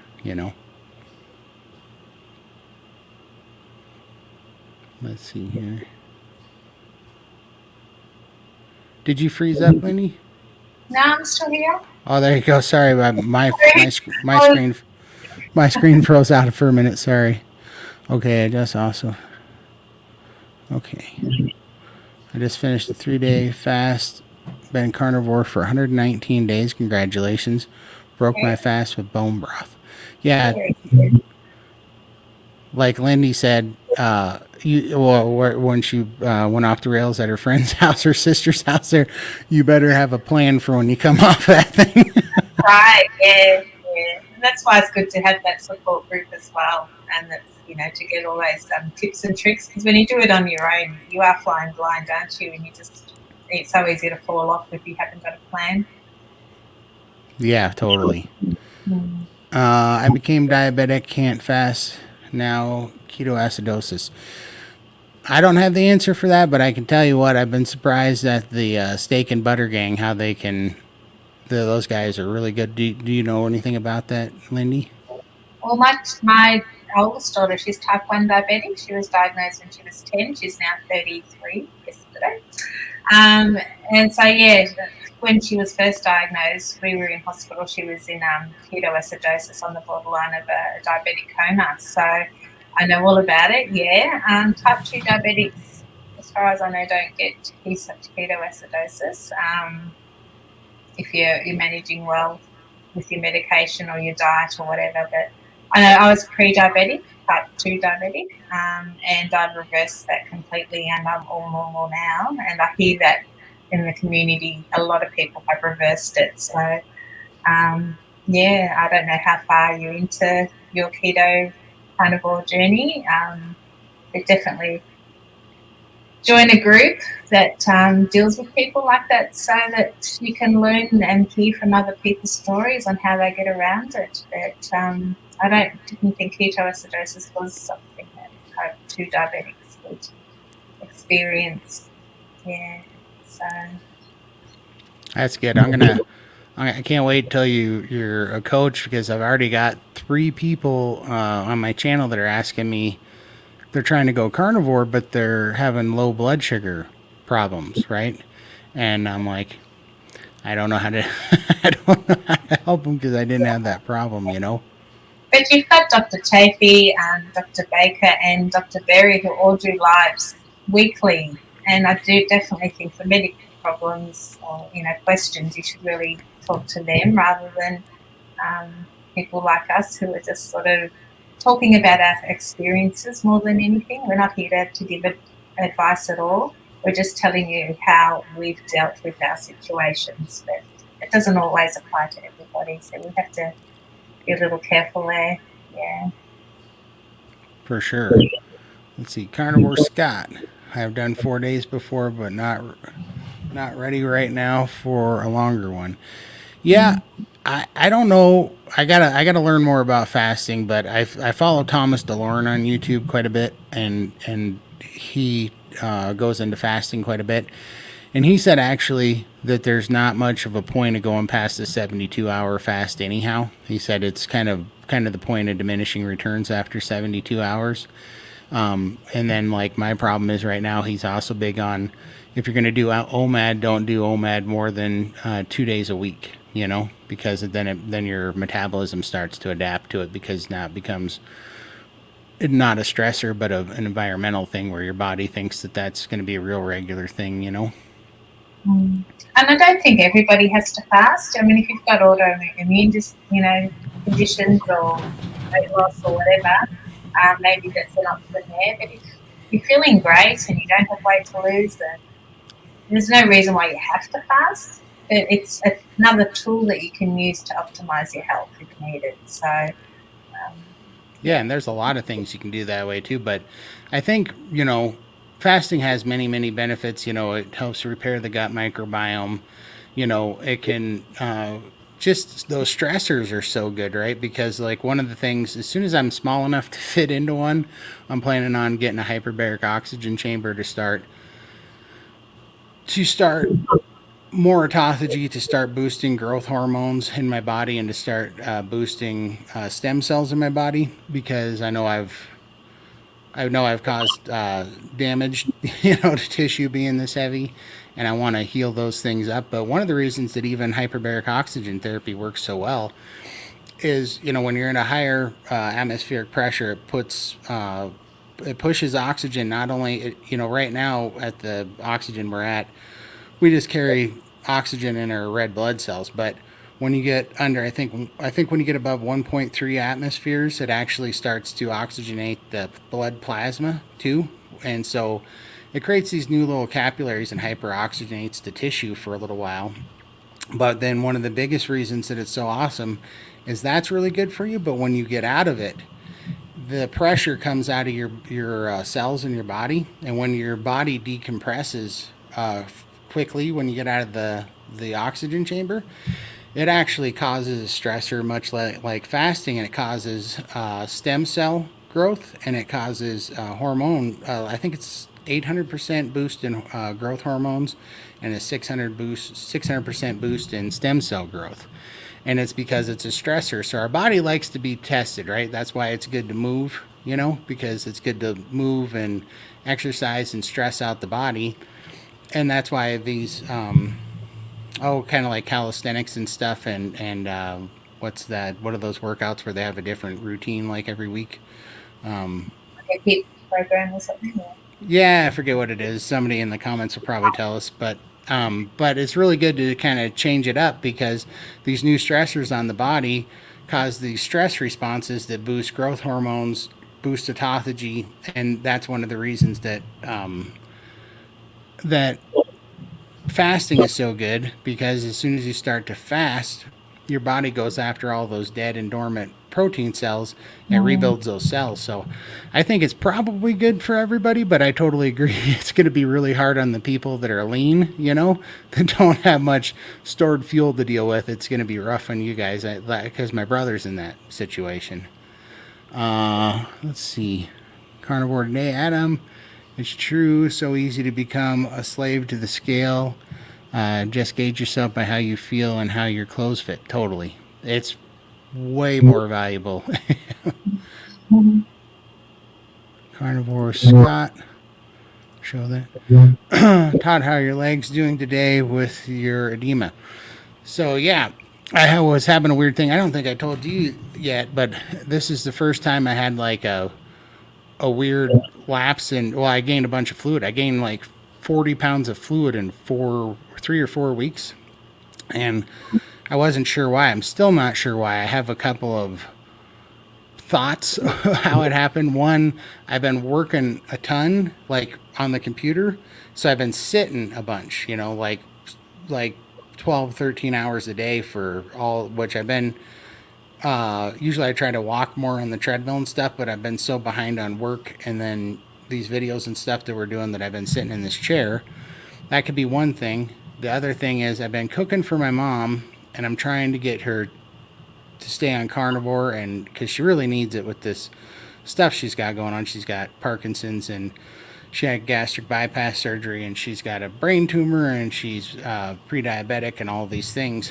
And I've been feeding her a bunch of beef and stuff, and she's been giving me a hard time. She said, I got to have something different. And so I was trying to do that. So I was giving her ham and sausage. So I was not wanting to cook extra meals for myself. So I had some ham and sausage. I didn't have any carb cravings, and I still was OMAD, and I was satiated. But I'm starting to wonder if my body just didn't like the pork, because I seem to gain, because I just noticed I was like, I feel a little off. And then every day I was like, I feel heavy. And then I was looking, you can look at my face from about 5 days ago. My face was all puffed up. And I was looking at it, and of course you don't see the changes in yourself very fast, they kind of sneak up on you. But I was looking at one of my playbacks on my videos, and I'm like, dang, I got a fat face today. What's going on? So I got on the scale, and I had ballooned up to 508 pounds again. So I was like, whoa. And obviously it was fluid, right? And so I had to take I have these, what are these things called? Furosemide. They're the Lasix pills. And I had to take those in the first night. Lasix pills almost don't do anything. This is why I know that sitting here in this chair hurt me as far as fluid goes. Because whatever it is about being in this position is when I gain fluid. And I know that for sure, because when I take these pills, I don't have to go to the bathroom in the day. But when I go to my bed and I put the feet up because it's electric, that night I took these pills, I peed 9 times, and when I got on the scale the next day, I was 32 pounds, 4 ounces lighter in one night. Yeah. Whew. And so it took me 2 days to get off. So to answer your question, Scott, I feel fantastic. I'm back back in the round of normal. But yeah, I was sad that I had to take these pills because I've been staying away from them now for months. But something that I did there, and this was one of the things that flipped my brain. I'm like, all right, it's time to change something up here, because I feel like I'm this close to plateauing, kind of. I can feel my energy level coming down. Something happened with that fluid, and I'm so happy. This is a testament too, because all that happened. I changed up the meat that I was eating. I gained the fluid. I'm feeling a little bit of metabolism slow down, but I never once craved a carb. So that's great. I never once got anxiety about it or worried about it or went off the rails. So yeah, it's awesome that way. But no, and then Scott, I love the guy, but he did convict me because Scott's super knowledgeable about the lymphatic drainage system, and he's like, stimulants cause that, and he knows that I chew tobacco, and he knows that's my last vice, and so he kind of put the gauntlet down for me, and I'm gonna go for it. I've been dreading I've been chewing since I was 14 years old, and it's my last vice. So I've been hanging on to it, and I knew that I was gonna end up quitting it someday. But Scott, I got to tell you, these are my these are my last 3 cans, and when these are gone, I'm not buying any more. So I'm going for it. So I'm gonna kick that habit. But Scott's he's doing the big brother tough love thing. He's got me quitting it for sure. Here we go. Carnivore Scott, this is Lindy. Hi, great to see you live. How's the weather today? Cold today. It's freezing. We've got the heater on, so that's why I'm all flushed, and I'm probably a bit nervous still because it's my first real big live. So yeah. No, it's very cool outside. I want the sun. I want summer. I gotta tell you, I gotta look at the globe a little more because it's so funny that it's Sunday for me, it's Monday for you. I'm going into winter, you're going into summer. Yeah. Completely backwards. Yep, for sure. Hi, Scotty. Let's see. Let's see. Here we go. My mind feels so much clearer and positive, feeling like I can do more, which is so great because I got the C word in, oh boy, January. I'm 65 and then got pneumonia in April, coughed up for a month and a week. Wow. Oh, well, my prayers you're gonna be in my prayers for sure. Yeah, and look, you're doing the best thing that you can do right now with the carnivore diet. Yeah. Follow Kerry and I can't remember that guy's name. Was it Josh or someone who's yeah, I think it is Joshua. Yeah, his journey, and there's actually a lot of people that have got cancer and are doing so well. Yeah, definitely check out Homestead How and Joshua's story because he's got stage 4 right now, and he's bringing it back around. So with carnivore, so definitely check him out. And it definitely will improve the quality of your life and symptoms as well. I think. Yeah, and the good news is that you did find carnivore now. One of the things I beat myself up. Well, I don't beat myself up, but it's a regret that I didn't find carnivore sooner because my dad passed away of blood cancer, leukemia, and I really think a lot going. What if we would have known about carnivore back then? Some of me thinks he wouldn't have changed his habits anyhow because he was pretty set in his ways. But I think it would have been really nice to given it a shot. So at least you found it before it was, found carnivore before, things were too far gone. So that's awesome. But I would be praying for you. Yeah. All right. Why is that now? There we go. Who's your carnivore? Those little victories are a big deal. They are for me, for sure, man. And that's what makes it. That's why I don't, in my head, I always thought this is going to suck the entire time until I get here, until I get all the weight off, get the skin off. This is just going to suck the whole time. And now those little victories are like, I love this every day. Every day something is better, Let's see.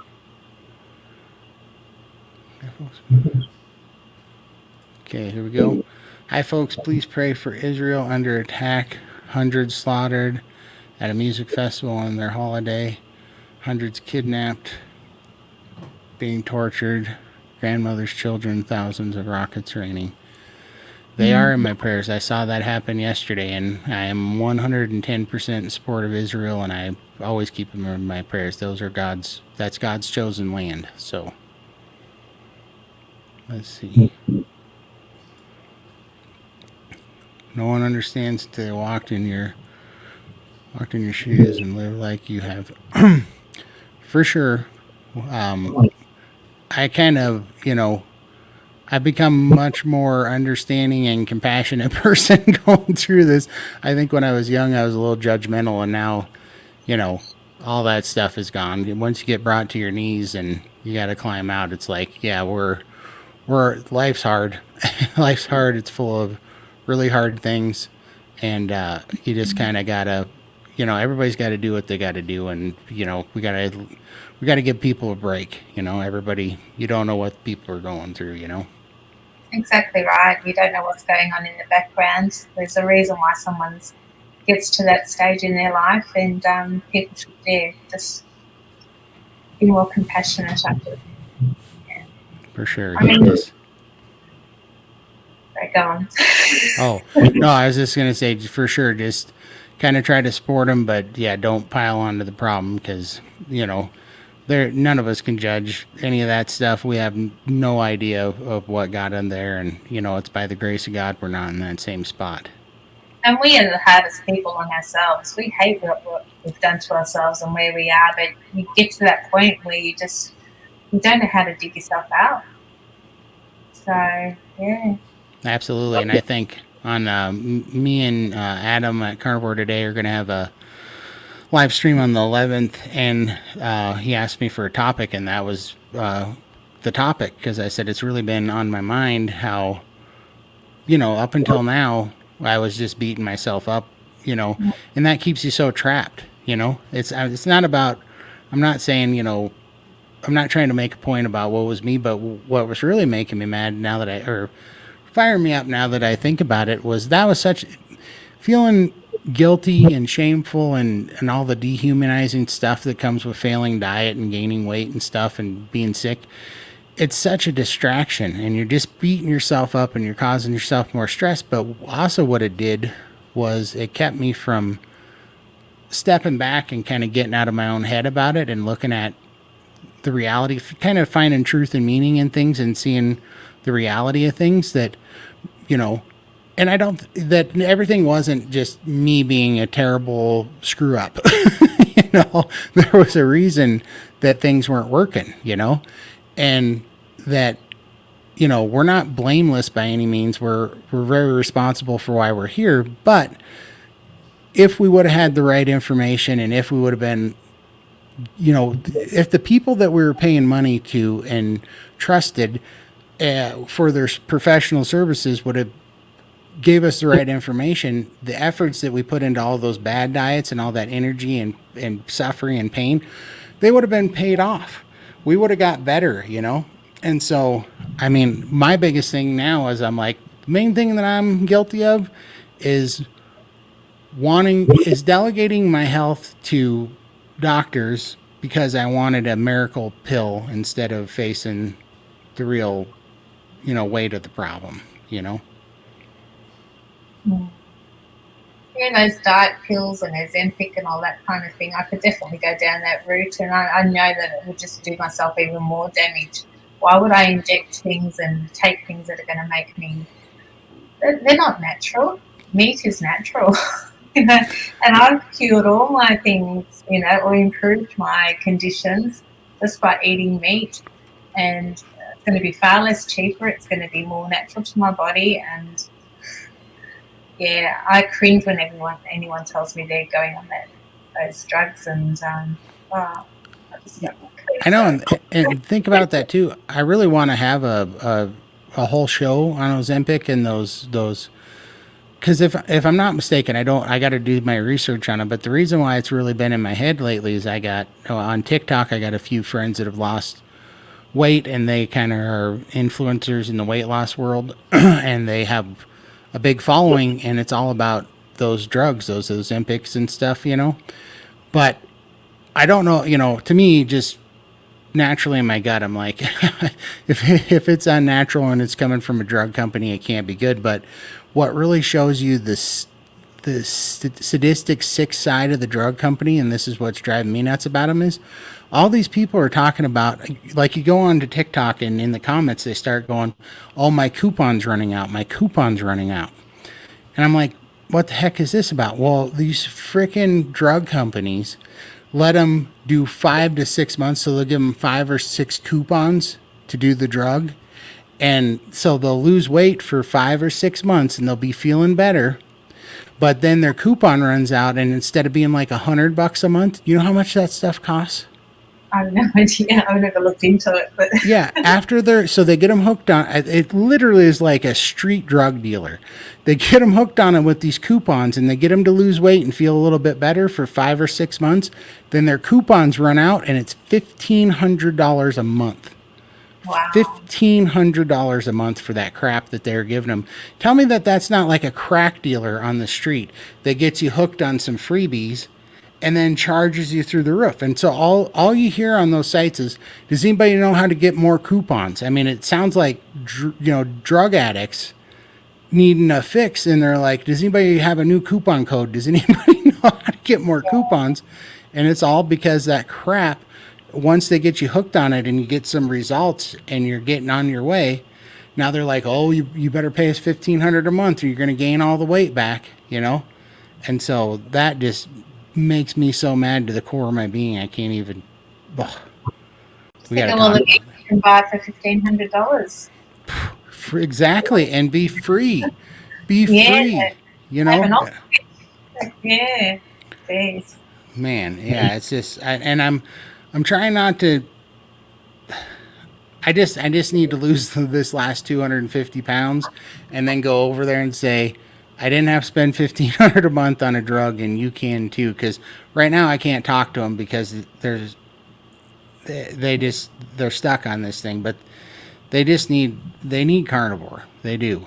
They just need to be freed from that stuff. But we've already come such a long way, and we'll continue to show them that we're going to get to our goal weights. I mean, I'm still far from my goal weight, and not that I have a figure in mind, but I actually got a comment the other day saying I actually look normal in my photo. And I don't know, you sort of think, oh, I look normal, but that was really, I loved it. I'm like, yes, I look normal. I don't look like that big person anymore. Oh yeah, you look.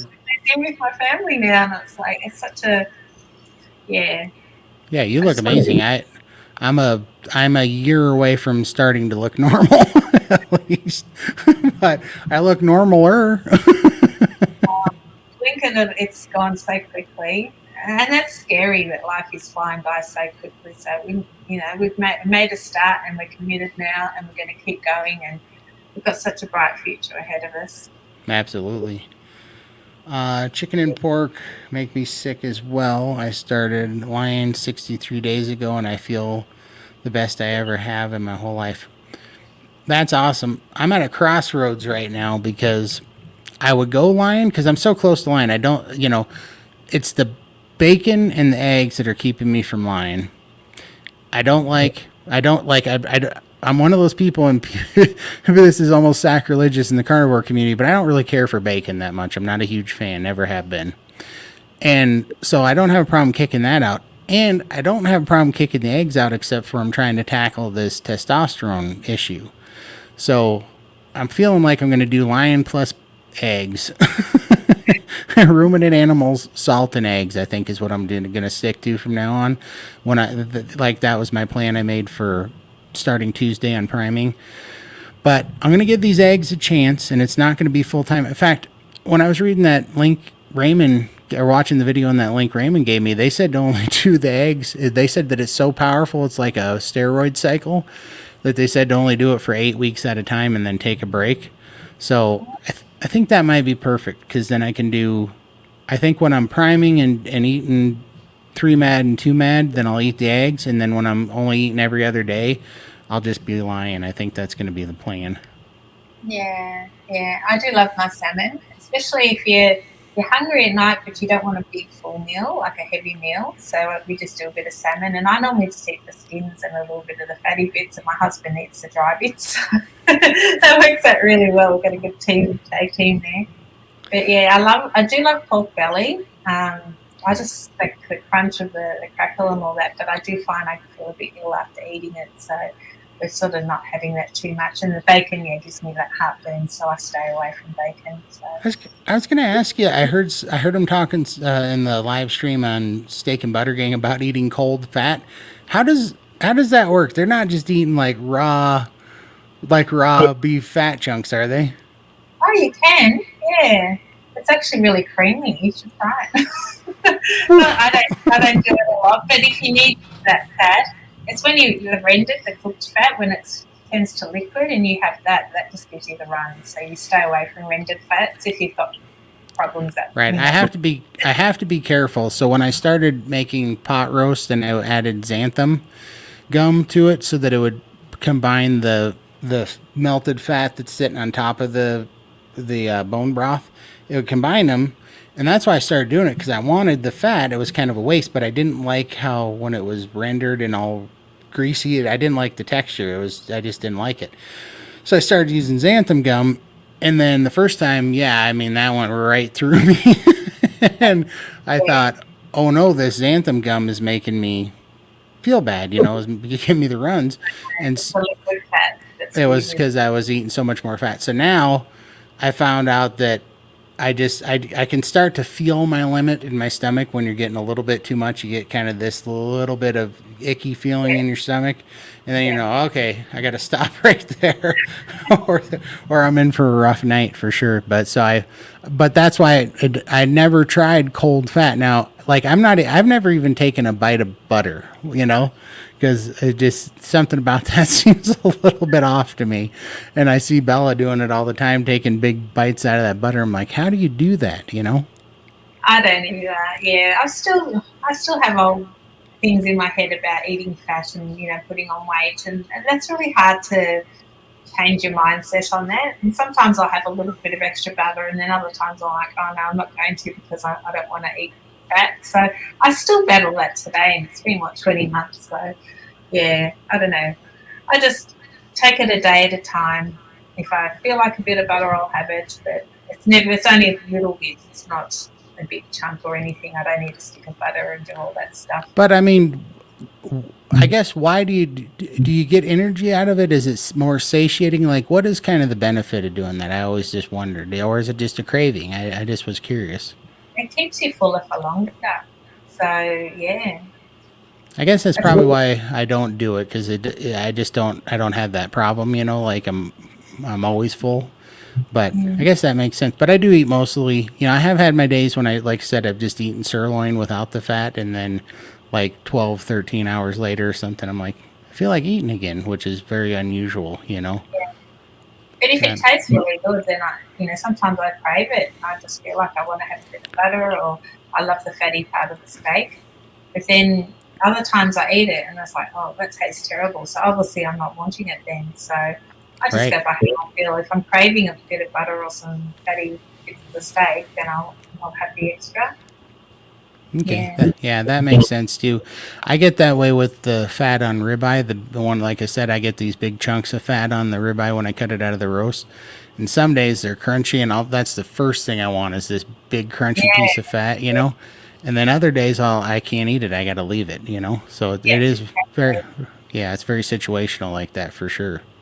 Day by day, never plan. Yeah, for sure. How are you feeling? Let's see here. I've cut out all pork, but occasionally have bacon. I smoked pork butt a month ago, and I felt terrible after eating it for days. I only seasoned it with salt, nothing else. Yeah, exactly, Adam.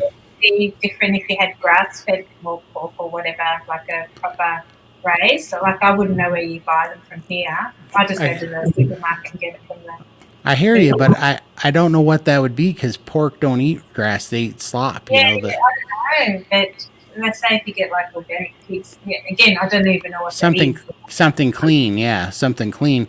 But I think saying clean pork might be an oxymoron, because I don't, no, and I'm in the same boat. I don't know. I'm not giving you a hard time, but I think, my brother said back in the day that saying that that's a good pick or a good shovel, that's an oxymoron, because there's no such thing as a good pick or a good shovel. But I have heard that being said before, and I've often wondered what does it mean? Yeah, it means, it's like when, shovels and picks inherently aren't good because you have to dig with them. So I think pigs, I don't think there's such a thing as a clean pig. But no, I agree, Adam. And yeah, I'm having that same problem realization. And I'm just like, I'm always going to be honest with everybody, but I hate sometimes telling everybody all the stuff that I'm eliminating, because it makes them nervous, because they think that this is so restrictive and they can't see it, but it's just like there's been nothing more, being stuck in a chair for 2.5 years was restrictive. This is a breeze. Yes, absolutely. Yeah. Yeah. And it's our choice to do this because, we come from so far and you've got to keep optimizing. And we started a keto and then you slowly eliminate things one by one. And as you start feeling better, you just want to continue optimizing, don't you? So, yeah. Totally. And that's just the thing, and I'd love to be able to quantify it someday because I really don't know right now, but part of it is the results and just feeling great, feeling fantastic, just muscles feeling better energy. Part of it is just the knowledge that I've gained because I've researched enough stuff and talked to enough people. And then part of it's being in this community where it's a different kind of accountability. I'm not being accountable because I worry about going off the rails because you're going to think that, I failed. I'm more worried about being accountable because I know that when I lose this next 250 pounds, that it's going to be a way bigger story for people and it should wake more people up. And so I don't want to fail anymore I don't even want to have a bad day. I don't want to have one cheat day. I don't want to fall off the rails even one day. Not because I'm worried about about being a failure on this thing because I know I'd pick it right back up, but because I want to show people that, man, this was super simple. So this is a way better brand of accountability in my mind, where other like what are those Slim Fast or no Weight Watchers, when you had to log in there. Whenever I failed at that, I just felt like I'd screwed up and I was an idiot and I was all into myself. And now I don't care. If I had one bad day on Carnivore after a year after losing 245 pounds, I wouldn't feel bad at all. I just get back on it and I wouldn't care. But now it just keeps me laser focused being in making these videos, talking to people like you because of all the comments that come in of people that are kind of watching us to see if this works. And if it does, and we continue to be successful and we get all the way to the finish line, man, that's going to light a fire under them. And every day you get stronger. I mean, just even with the naysayers that I've encountered recently, and each little comment, it's a little tiny stab, and I'm thinking, no, you're not going to burst my carnivore bubble. I'm happy. I know what I'm doing is right, and it just lights that little fire under you, and it makes you stronger. And I'm relishing all those moments now because I'm becoming a more confident person. Like I would be the last person to sit in front of a camera and talk to the world about my journey. I was always that person that was hiding from the camera, blending in with the wall. I didn't want to be the center of attention. And now it's like, I don't want to hide anymore. I want to show people that, you can go from the darkest, deepest depths and like I didn't want to live anymore. And now look at me, I'm thriving. I want to travel. I've got all these dreams that I'm going to do them.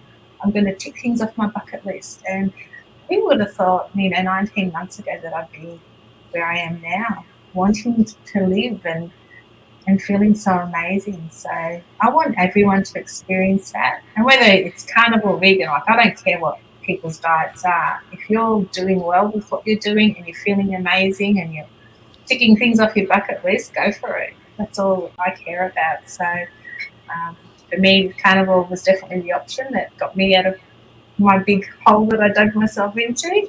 And I just want to show people that, this is another option if you're stuck and tried everything else. Yeah, totally. I mean, I totally agree with that because it's like I'm 40, but I feel like my best days are actually to come. They're not behind me, because I didn't have a lot of good days for the first 40 years. I was always carrying the weight, and I'm like, man, what is it going to be like when I weigh 300 pounds even? I should be able to do a backflip when I weigh 300 pounds, Let's see here.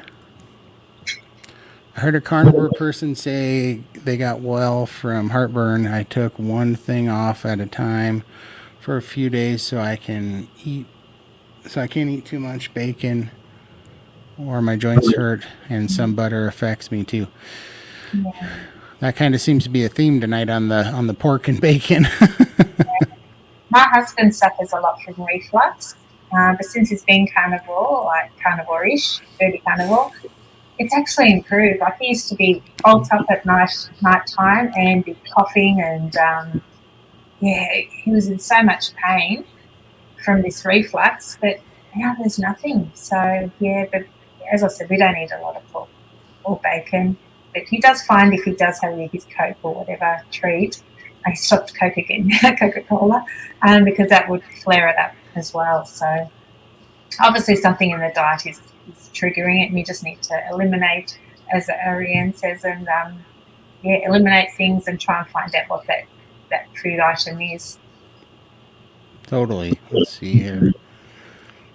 Egg yolks are very rich in fat, but these are good fats. Can disturb your digestion. This is not a reason to quit eggs. Slowly work your way up as to how many egg yolks or whole eggs you can eat a day. Yeah, I think I agree with that.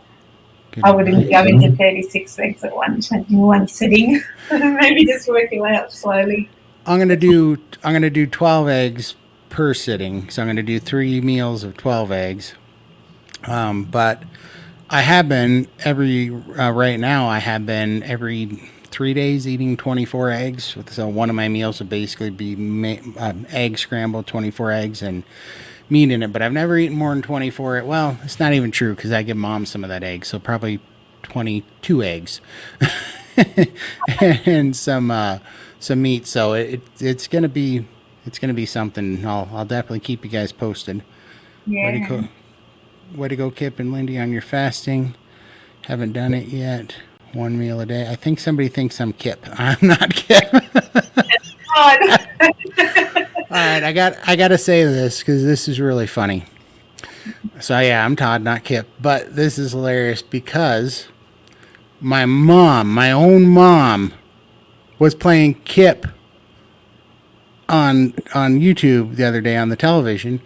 And she goes, "What's wrong with this video? It's got your picture on the thumbnail, but it's some other guy when I watched the video." And I'm like, "Let me see the thumbnail." And it was Kip. I'm like, "Mom, that's Kip.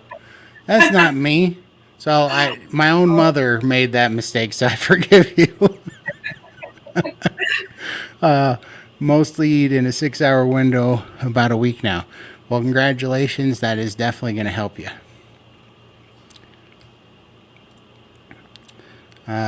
Hey, good night, Hoosier. I really appreciate you coming in and supporting us, man. I love your channel, and I appreciate you being out here. Let's see here. Fighting off a nasty bug, but sticking to the meat and eggs.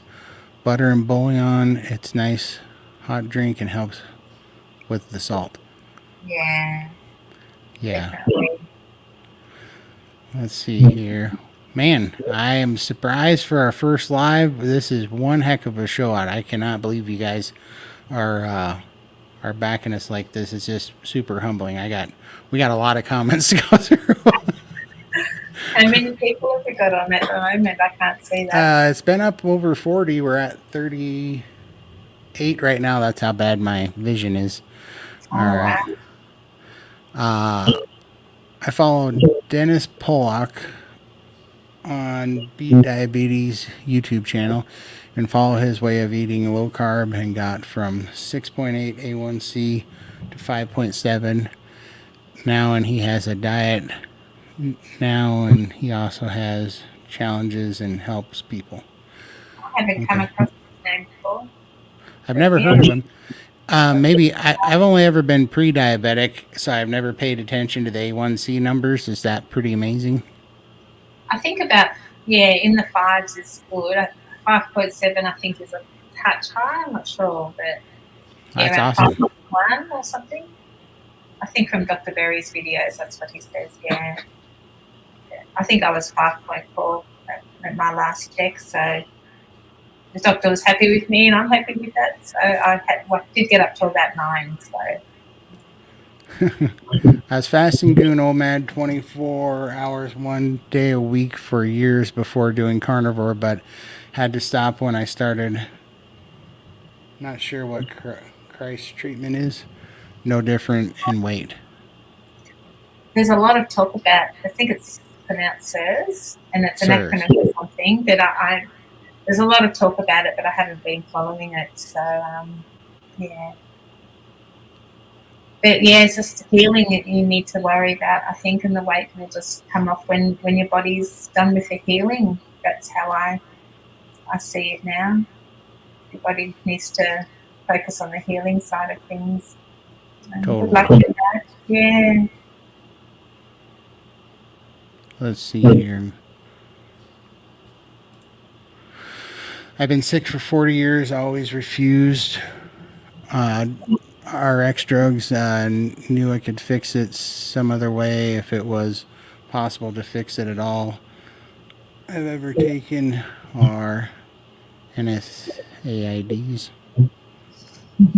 Not sure what that is, but I do believe this is the proper human diet. And, I saw a meme the other day and it was kind of funny, right? They were giving carnivores a hard time, but I did enjoy the meme because it said something like all these carnivores be out there like carnivore raised my credit score, carnivore carnivore helped me make more money, carnivore got my wife back, and all this stuff, because they're giving us a hard time about how our community talks about all the mass bandwidth of things that carnivore cures, but I don't think that that's an accident.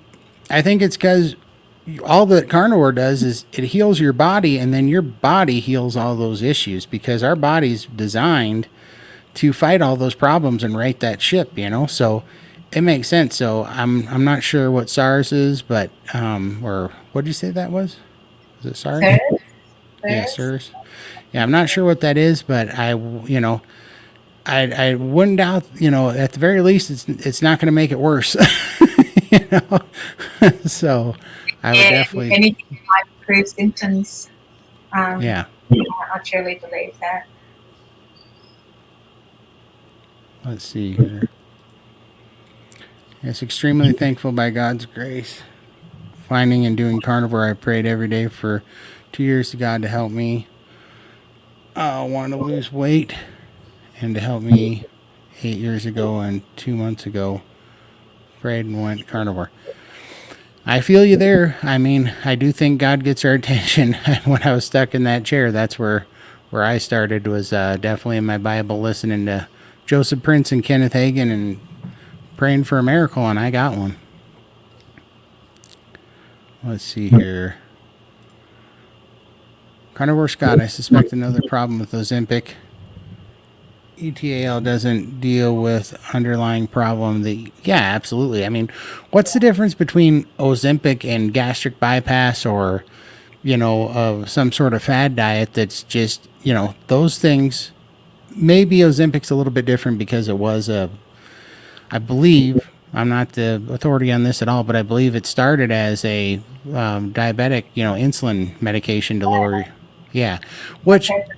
makes sense, right? Because it was addressing the insulin resistance problem, and lo and behold, people lost weight, But still, I mean, it's like, do we want to try to? I mean, what other problems are you going to have? Every time they monkey with something and they're like, oh, we're going to give you this depression medication or this thing or that thing, it just throws you into a spiral of knocking your chemical balance out of whack every time. And who knows what they're going to do? Who knows what in 30 years they're going to be like, this caused this whatever new syndrome from taking Ozempic or whatever. But how does that stop the emotional eating? If you're in a crisis and you turn to food for your emotions and you start eating, you're thinking, oh, well, I'm on Ozempic, I can just keep eating because that's going to look after my weight. So it's kind of a false hope, isn't it? Yeah, that's a huge point, because if Yeah. I had a crutch, if I had a magic pill crutch, man, could the amount of pizzas I might have eaten, you know what I mean? Whew. Yeah. Yeah, I mean, yeah, if that's the golden get out of jail free ticket for all the pizzas you can eat, good lord. Let's see here.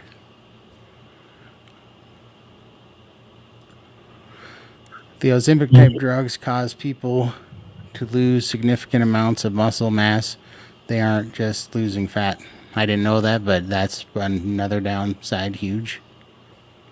Makes sense too, because you're not curing the problem. Your body's not running optimally. It's not it's not getting the nutrition it needs if you're going to be eating those pizzas like we were just talking about. It just worries me that people are just so happy to inject weird stuff into their bodies.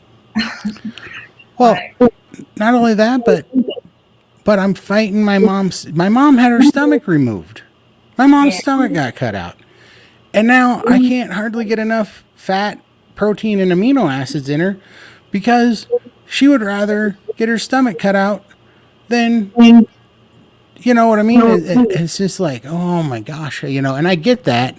I understand it. I was there too. I'm not faulting anybody for doing that, but it's like that's just a testament to how bad the addiction and the brain fog was back then, And it's because we all get limped there, right? We didn't all go and say we're going to have a bariatric surgery on the first day, but we kept trying the things, and they kind of convinced us that we have this big, amazing problem that we just can't get over, so this is the magic cure now, and it progresses to bariatric surgery, where if you were to be in a right mind and kind of pull back and go, wait, now what? So I need to have my stomach cut out to be a healthy person? Well, I know your mum was obviously desperate to go down that path, and I was there. I had the lap band surgery, and I've still got that, but it has been loosened. But I still suffer from restriction, so that has made my journey a little bit more difficult with carnivore as well. I can't eat the big portions, and I have to eat smaller amounts, more times a day, and that's probably why I do undereat a lot because I just can't get physically, have the food. So, but yeah, you have to. That's the options that's what the doctor tells you. You've got to have these surgeries. That's the only way to get over this. Because obviously I can't control my food, but it's up here as well. It's the emotional things, the emotional eating and those battles. They don't help with that. And that's why you can just get around having those surgeries. You can cheat them because you haven't dealt with the issue. Yep. Yeah, and I mean it is a last resort, and that's what I get. People are at a desperate spot, because my sister had the lap band too. In fact, she watched our video and she goes, because I told her, I said, yeah, one day we're gonna have you on there, and she's excited about it because she had hers loosened up too, and she was wanting to pick your brain because you're way ahead of her on where she's at, and she's trying to go through that too and figure out how to navigate carnivore with the lap band in there. So that'll be coming up in the future. Let's see. Here we go. I've heard once you get hooked on a Ozempic, it's nearly impossible to get off. Yeah, I know, and I heard that too, and I think that's why they hook you on Ozempic, then take away the coupons and be like, well, you're kind of hooked, and it takes $1,500 a month to get your life-saving drug now. Like, God, tell me that's not a crack dealer. It's just business, isn't it? They don't give a hoot about your health. They just want money. Yeah.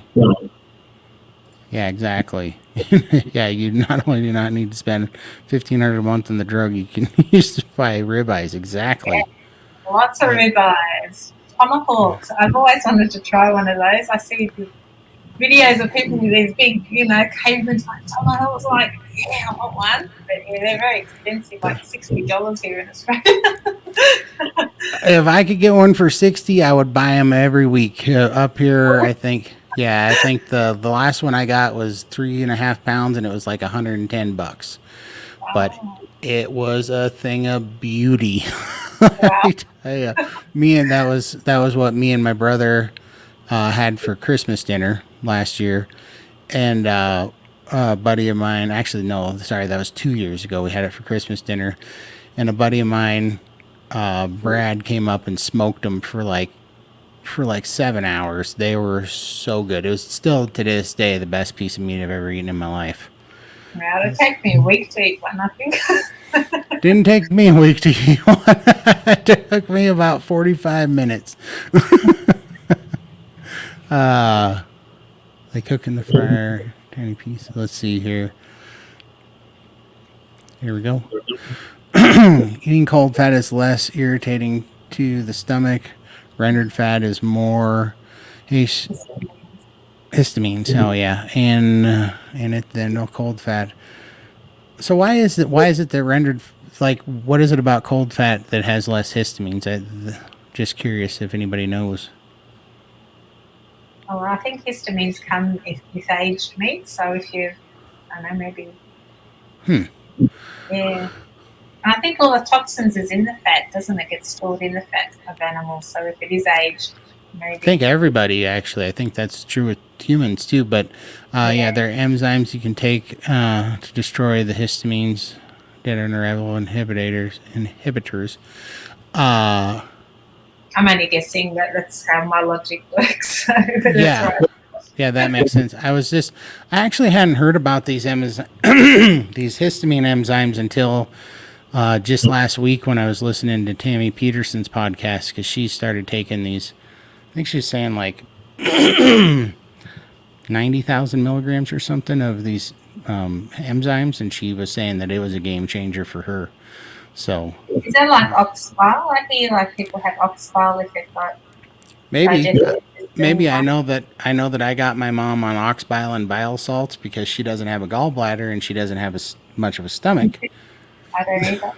Yeah, and so my mom had afibrillation for like 73 days, and when I looked up Dr. Berg, he said that would happen to people without a gallbladder, and especially if they had bariatric surgery. And so he just clicked the two boxes that my mom was in, and he said to take vitamin B nutritional yeast, ox bile, bile salts, and then go on a ketogenic diet. And I did that, and also vitamin B1, I think it was. And the doctors had scheduled her for surgery at, like, I think she was 78 at the time, and she went out of AFib just after 3 days on the ox bile, bile salts, vitamin B, nutritional yeast, and B1. Excuse me. It was amazing. Mm. Okay. Do. Eating cold butter, an ounce of butter before bed can help with sleep. Otherwise, it just helps when you need to up your fat intake. Yeah, I've heard that. I think it's that woman who lives in Italy. Okay. But, her name escapes me. But yeah, she says eating butter. She keeps butter on her bedside table at night, and if she can't sleep, she just takes a bite and she's off. Helps her sleep really well. That's funny. I'm going to tell my mom that because she gets up like at 2 in the morning to go eat something because she'll go to bed at 9 and she can't sleep. And she goes, I just can't sleep until I come out and get something to eat. And then it puts me right to sleep. So Put some butter cubes in a little container next to her bed, and that might be all she needs. yeah, I think I am going to do that for real. Yeah. Okay. Dr. Bright talks about Right. Yes, that's her. Yeah. okay. Eating more fat, like stick of butter, fried, frozen little pieces. I'm definitely going to do that. And they've also got butter bites, ground butter bites. I think Emily has a recipe on her YouTube channel. I've never tried those, but I can tell you this. My favorite eggs is when I take a whole stick of butter and I brown the butter and then cook the eggs in them. Boy, does that make those eggs good. Okay, yeah. I only eat a little bit of cold butter if I'm really hungry and haven't started cooking my meat yet. It calms my hunger. Yeah. Yep, definitely. Very good. I just eat the fat on the meat, good stuff. Although I really love butter. And the fat's really good when you crisp it up in the air fryer. Oh. Yeah, so very good. I wouldn't be surprised if they continue eating poorly. I know they do. For in the groups that I've been in on TikTok, they definitely, it's kind of funny, right? Because they're kind of half eating poor and half not, so they have all these cheat days and stuff like. But it's a yo-yo dieting, isn't it? Yeah. You eat a balanced diet, but then you might go off track, and then it takes you to. I'll start again tomorrow. I'll start again on Monday, and yeah, and like, not only that, but it's like their idea of a clean diet. When they're doing good, is the standard American low fat, Weight Watchers diet. That's when they're doing good. And then, their diet when they think they're off the rails is just whatever, pizza, McDonald's, all that stuff. And I'm sitting here going, actually, your good diet is not good. But even that Tufts pyramid or something that Dr. Berry was talking about, where you've got those cereals which are like the good foods. They're Yeah. at the top of the table. Yeah. And the meat way down here. And you sort of think, okay, well, if I'm following the Tufts healthy diet, then I can be eating those cereals that are full of sugar. Totally. Like, do you guys have the food pyramid in Australia? Yeah, yeah. Yeah, did you see that food pyramid that they came out, the American Heart Association, or I think it was American Heart, I can't remember. But they posted it for like a week and got so much heat because they put, at the big part of the pyramid, they put Fruit Loops. Yeah, I think that's the Tufts one I was talking about. I think it's called Tufts Food Pyramid. Dr. Berry's got a video of it. Yeah, that caused a heck of a stir.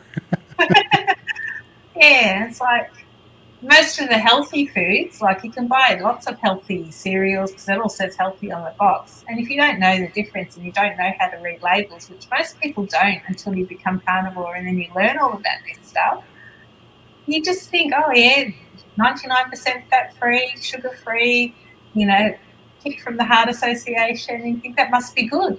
That's Right. part of a balanced healthy diet because it's got all the ticks and things in the right spot. So when people tell me to eat a balanced diet, I'm just saying, I'm confused. I have no idea what that is. What does that mean? Right.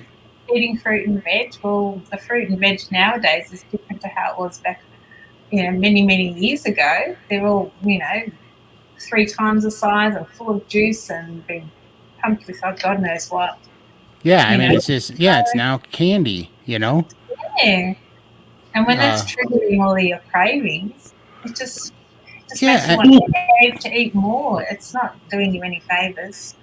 Yeah, I mean, and Scott says this all the time. Carnivore Scott talks about how, there's really only 3, what is it? 3 food, 3 types of food. I forget what he says, but there's fat, there's protein, and there's carbohydrates, and we're taking out the carbohydrates, leaves us 66% of the diet. I never said that. Scott was saying that the other day, but I did break it down like this because people would say carnivore's too restrictive because 96% of the grocery store is carbohydrates, and I'm like, well, yeah, okay, so you think there's 460 different products of carbohydrates, but in my mind that's one group, that's sugar. And so I don't care how you package it and what color you make it and what flavor you make it, it's just sugar, right? So all those things fall into the same, to me, poison category. And then the other 2 categories of fat and meat are clearly the more nutritious category. I mean, I was telling my mom, have you ever held a steak in one hand and like a rice cake in the other? Like, what one do you think is going to help your body more? Just instinctively, this heavy, dense, thick, fatty, juicy, amazing steak, or a frickin' rice cake, or a Pop-Tart, or something stupid like that. It's like it's obvious. Yeah. Speaking of Scott, he wrote you a poem. I eat butter which is soft. I eat butter when it's cold. I eat butter until I love that butter. Yeah. Good thing about being carnivore, my garbage can smells like bacon grease and butter. That's a fact. It makes me laugh when those the vegans walk past a carnivore's house when they're cooking steak and they're like, close your windows, it smells like steak out here. I'm like, we're going to walk on the other side of the road. Yeah, you ever been in a vegan's house? You about get carried off by fruit flies. Yeah. Yeah, it's like, whatever. Let's see. One day I was real stressed trying to figure out how to lose more weight, and eating a bit of butter before I cooked every meal helped me feel better. I think I needed it until bathroom problems. That's butter has a really narrow fulcrum point. Like, there's a fine line between being okay and not being okay. Gives you the carnivore calm, but you don't want to go too overboard with it. Exactly. Let's see here. Will you eat with squid? Will you? All right, Scott. Scott started the Cat in the Hat show here for sure. Oh, yep. Everybody's noticing Scott's poetic skills. Oh boy, here he goes.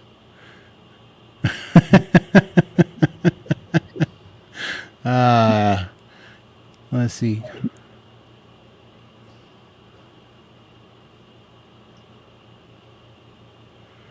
I'm digging through these. I'm trying to pick some more relevant ones because we're gonna keep people up until tomorrow.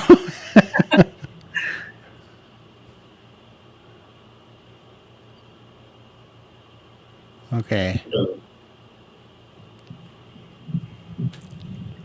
Let's see here. Sorry, I gotta plug in my mouse real quick. It just died on me. Oh. All right, there we go.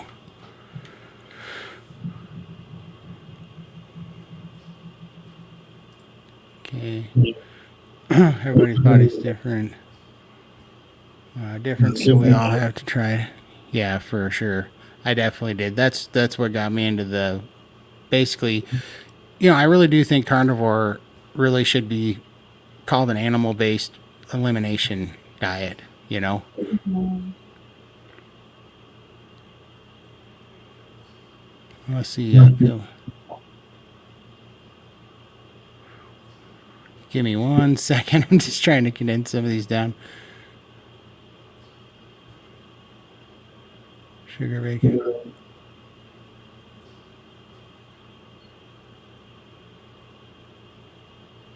Let's try this one.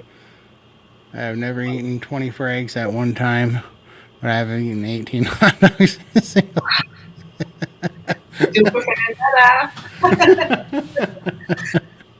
I hear ya. I actually did buy some sausages from a local butcher, and they put I think it was 20% liver, ground liver into it, and yeah, I'm not really liking them. So that was another. I was going to try and eat liver that way, because then I just put it in the air fryer. But yeah, that metallic taste is a bit off-putting.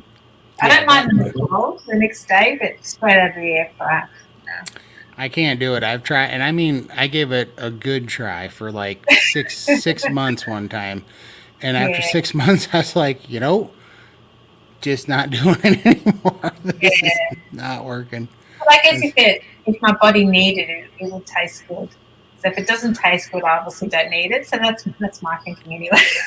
Yeah, exactly. Yeah. Arlene, no, it's totally fine. Like I said, seriously, I'm not even. It's hilarious, but I'm not even kidding. My mom confused me and Kip, so you're totally fine. Uh, Both are salted butter. Yep, for sure, salted in. Let's see. Yeah, Elsie, that's because you're on my channel, or you're on one of our channels, so you can only see half the comments. You have the other half are on Lindy's channel, or vice versa, whichever channel. Yeah, it's Laura. She's lovely. Yeah, here, I'll put that up there. I think she switched to my channel now, so she's got a few more comments. There you go. Okay, here we go. I'm on day 95, only lost about 15 pounds, but I've lost inches in my eggs. Yeah, acne is cleared up. I'm 50, who has had cystic acne since I was 16. I knew I'm going through a lot of healing. Absolutely. I couldn't agree more. I sit here and I get flustered at myself too, because I've been on this almost a year now, but then I'm like, yeah, well, I was a dumpster fire for 39 years, so I suppose I got some healing to do. What do you think? Exactly. No, healing is so much more important. And then, yeah, the weight will just come off when your body's ready to. Yeah. And you'll be feeling amazing when it does happen. So that's more important for sure. Here we go. Doing weight loss surgery is not a fix It's at all all either. either. Yeah. More than 60% gained back their weight within 5 years. If I had known about the carnivore diet at the time, I would have had surgery. Wouldn't have had Exactly. surgery. I wish I had known about carnivore back then. My life would be so different now for sure. Absolutely. Yeah, I think about that. I kicked myself because, if you know my story at all, at one point I found ketosis before I knew about keto or carnivore by eating ribeyes and butter, and that was probably 4 years ago. And then I got Yeah. off on the keto bandwagon and ruined it. I was thinking, man, if I would have just not looked it up and said, "Hey, I feel good on ribeyes and butter, so that's all I'm going to eat," I would look like Sean Baker right now. Uh, Let's see.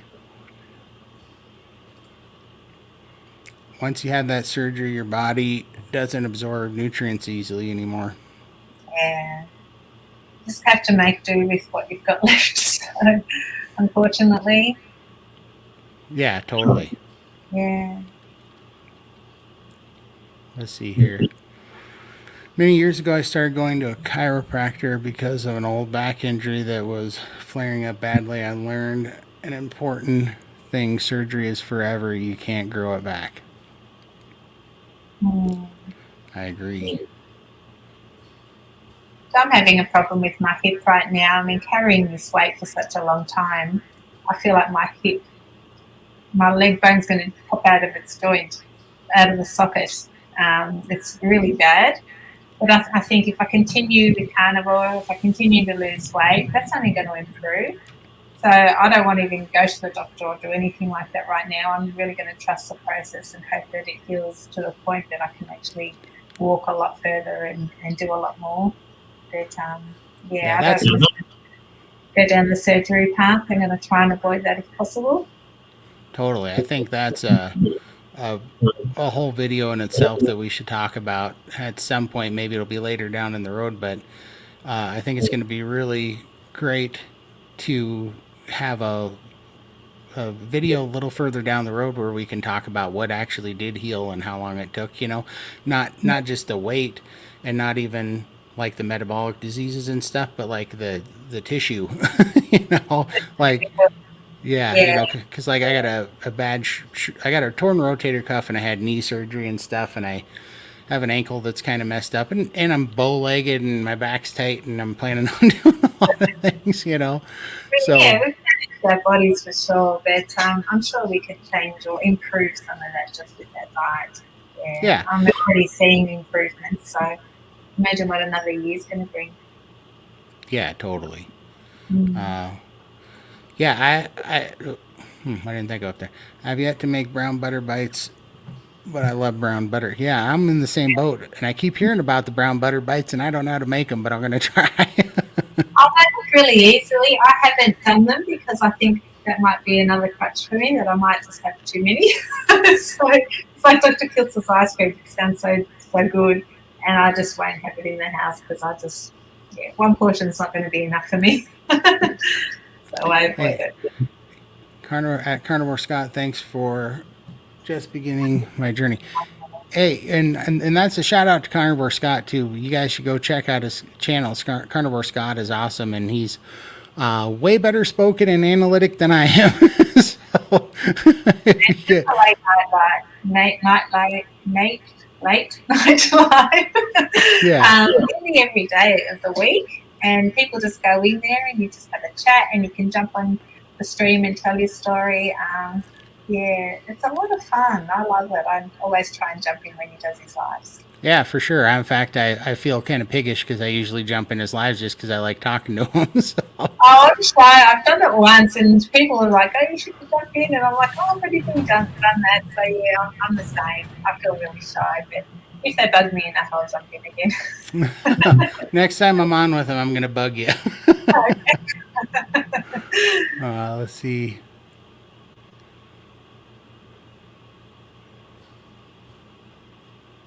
Let's see. I'm sorry, guys.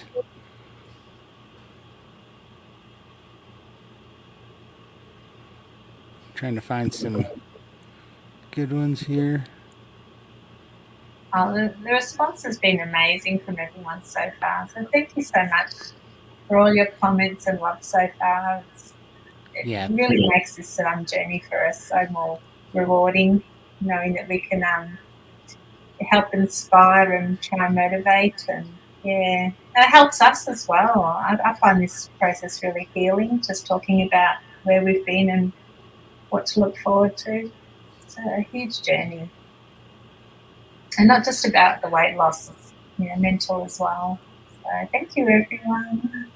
yeah. Thank you guys so much. I was sitting here going, I think we're gonna have like 2 people on. You guys are amazing.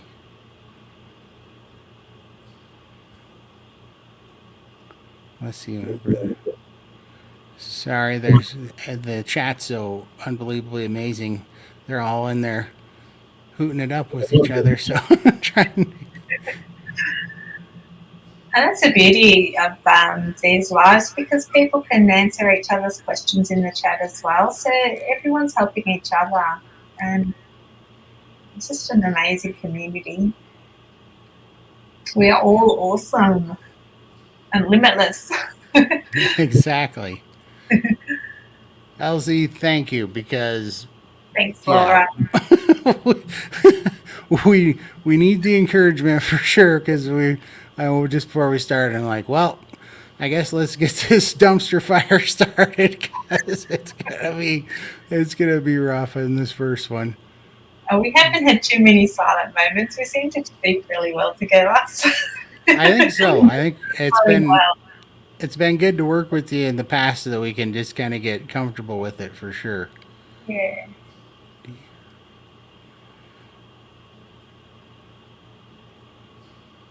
Let's see here. Do you eat any wild meats? I love to hear what is available in different regions. So in Montana, we have we have deer, we have antelope, we have elk, we have bear, brown bear, black bear, grizzly bear. Not very. You can't shoot the grizzlies. Well, you can, but you get in trouble. But usually they're eating people, and they need to be shot, but they won't let us right now. But you can get some limited tags for brown bear, black bear. I've never had any because they're that rare. But the next rarest thing is moose, bighorn sheep. Those two are very rare, but people eat those around here. But the most common things are deer, antelope, and elk. And then also, Ted Turner has a huge buffalo ranch up here, and he raises buffaloes and beefalos, which are cows and buffalo crossbred, and you can get those. So that's the main wild stuff, and of course there's, you know, rabbits,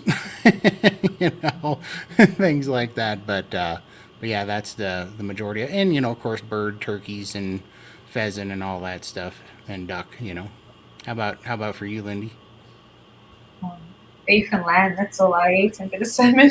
Very, very plain. I mean, they do have kangaroo in supermarkets. It's not a lot of it though. I don't think it's that sort of. It's more very gourmet and expensive and very lean and difficult to cook. It can be very rough if you don't know, tough if you don't know how to cook it. So, yeah, I've never tried it, and don't have intentions of it. I know they've got crocodile up in the Northern Territory, but we're down here in Melbourne. We don't have crocodiles here at home, only in the zoo. So yeah, very boring here, which I'm happy with.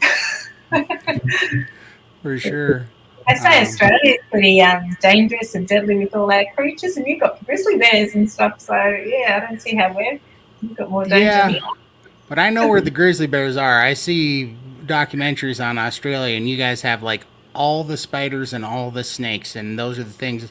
Yeah. Spiders, so snakes. I hate snakes. The only good snake is a hat band snake. That, whoa, I can. I don't like spiders, but we don't really get them here too much where I am. So I see it on TV. Your guys' spiders look like the size of chickens. chickens. There's a Your, bird spider, but yeah, I've never no, I seen mean one. just like the size of chickens. Like you guys have huge spiders. I did have a big spider once in our bathroom.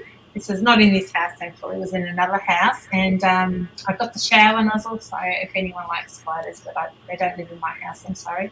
Got the shower nozzle, put on the tap, and it sort of ran down the wall into the bath, and it literally its body plugged up the plug hole, and the bath just started filling up. And I'm like, now what do I do?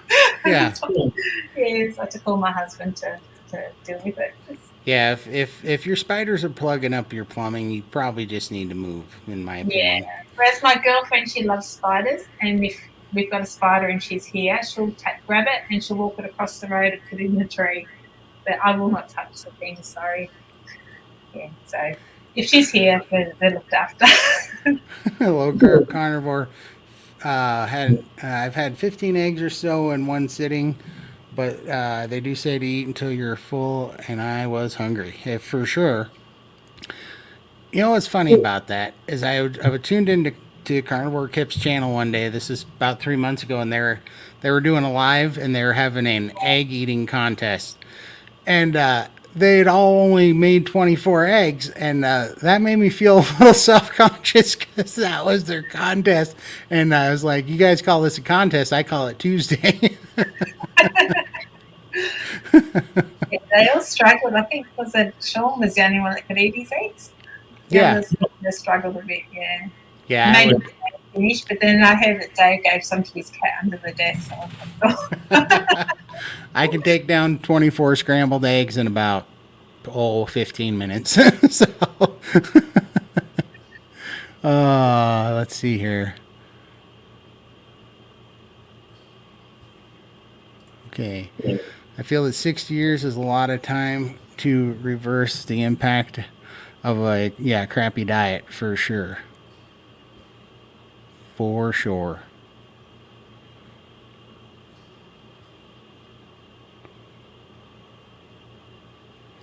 Let's see some good advice. Everyone says don't be in a hurry to lose weight, but I feel like my weight is making it very hard to live. Weight is a big goal for me. oh, and it was for me too, and it still is. Like I'd love to be able to get to my goal right now, and I've now have a lot of loose skin, which is also making it very hard to do walking and things like that. People my size now are doing more than I'm doing physically, but they haven't come from where I've been. But the weight is still impacting on my exercise ability and some of my mobility as well. But as I said, the healing is so much more important. You can't go walking and do stuff when you've got a dodgy hip and all these other issues. And yeah, at the start, it seemed like it was going to take forever. But 19, 20 months has now passed, and it just seems like I've blinked and I'm suddenly a new person sitting here talking to you. So it does, at the time, it feels like it's going to be slow, but it does come quickly. So just hang in there, and I'm sure you'll get there very soon. Yeah, and I've lost a lot of weight before. I haven't been skinny ever, but I've been thinner. Let's put it that way. My lowest weight in my adult life was 337 pounds. And I can tell you this, that in about 90% of different ways, I feel healthier now at 468 pounds than I did at 337 pounds, starving the weight off because I lost muscle. I didn't fix any of the problems. I was depressed. I had anxiety. I was still weak. I had, some things were better because I was lighter and it was easier to move, but I also didn't have any stamina or energy still. I had some energy, but, and it was better than when I was eating bad and was way bigger. But I have the mental energy, the just the stamina, the strength, the endurance that I have now is way better and way more sustainable. And so, and some of that, let's say that when I wish I would have known my body composition when I was 337 pounds, because I think my body composition now is getting better. So I may have lost less weight, but I think I didn't lose muscle, and I did put on muscle as I was doing it, which helps you carry the weight. So all the other diets, they all had the same thing in common. I was only focused on the weight, and I was trying to craft a plan to burn fat, to lose weight, not even burn fat, to lose weight. And now it's the opposite. I'm just crafting a plan to get healthy, and the weight is an awesome byproduct. So, and it really does go faster than you think, especially when you start getting the hormones right, and your mind is just better and happier, and you're just happier and more, have more strength and more it. Trust me, just keep going on it, and keep concentrating on healing the body. And I think you're going to get to a point where you won't be at your goal weight yet, but you'll be way happier and not care anymore. Yeah. Let's see here.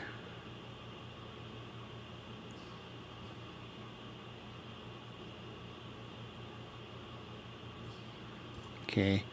I wish I'd known about carnivore when I got sick, but I was thin, so changing my diet didn't even occur to me. Isn't that sad? You know? Yeah. I don't know all the different people that say this all the time, but even our vets ask us what we're feeding our dogs when we bring them in, you know?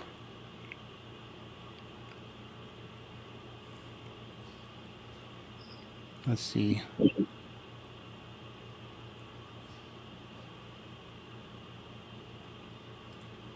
The hips have gotten a lot better for sure. Oh, here we go. Good to know. That's awesome. This is for you, Lindy. The exercises to strengthen your hips. Yeah, yeah. Unfortunately, I'm anti-doctors right now, so I'm kind of avoiding them. But I have been listening to a few different things, and I'm hopping on the treadmill, and I found some different ways to keep moving, but taking some of the weight off my hips, so I don't have that pain.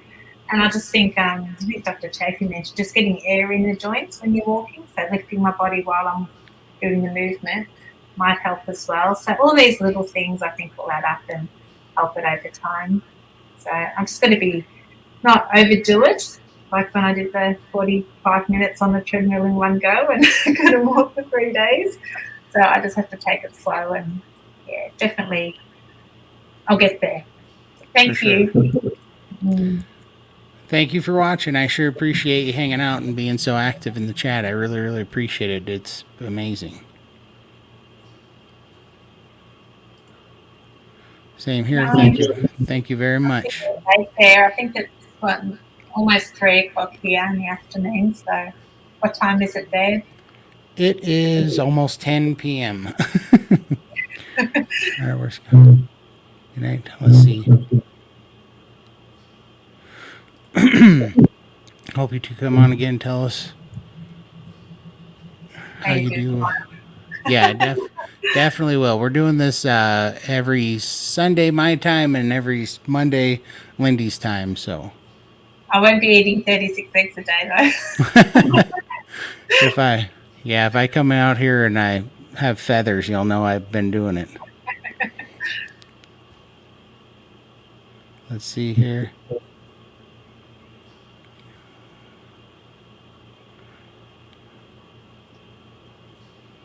Let's see.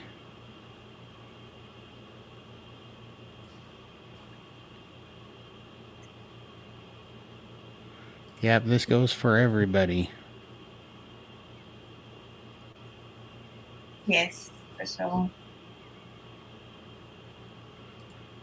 Thank you very much. It means a lot to know that this is making any kind of difference.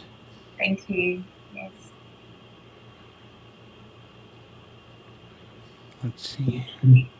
I firmly believe that for my healing, I need to keep carnivore massaging in front of all day. So it is awesome that we are the one there is alive at this time of day, pre-bedtime. Yeah, for sure.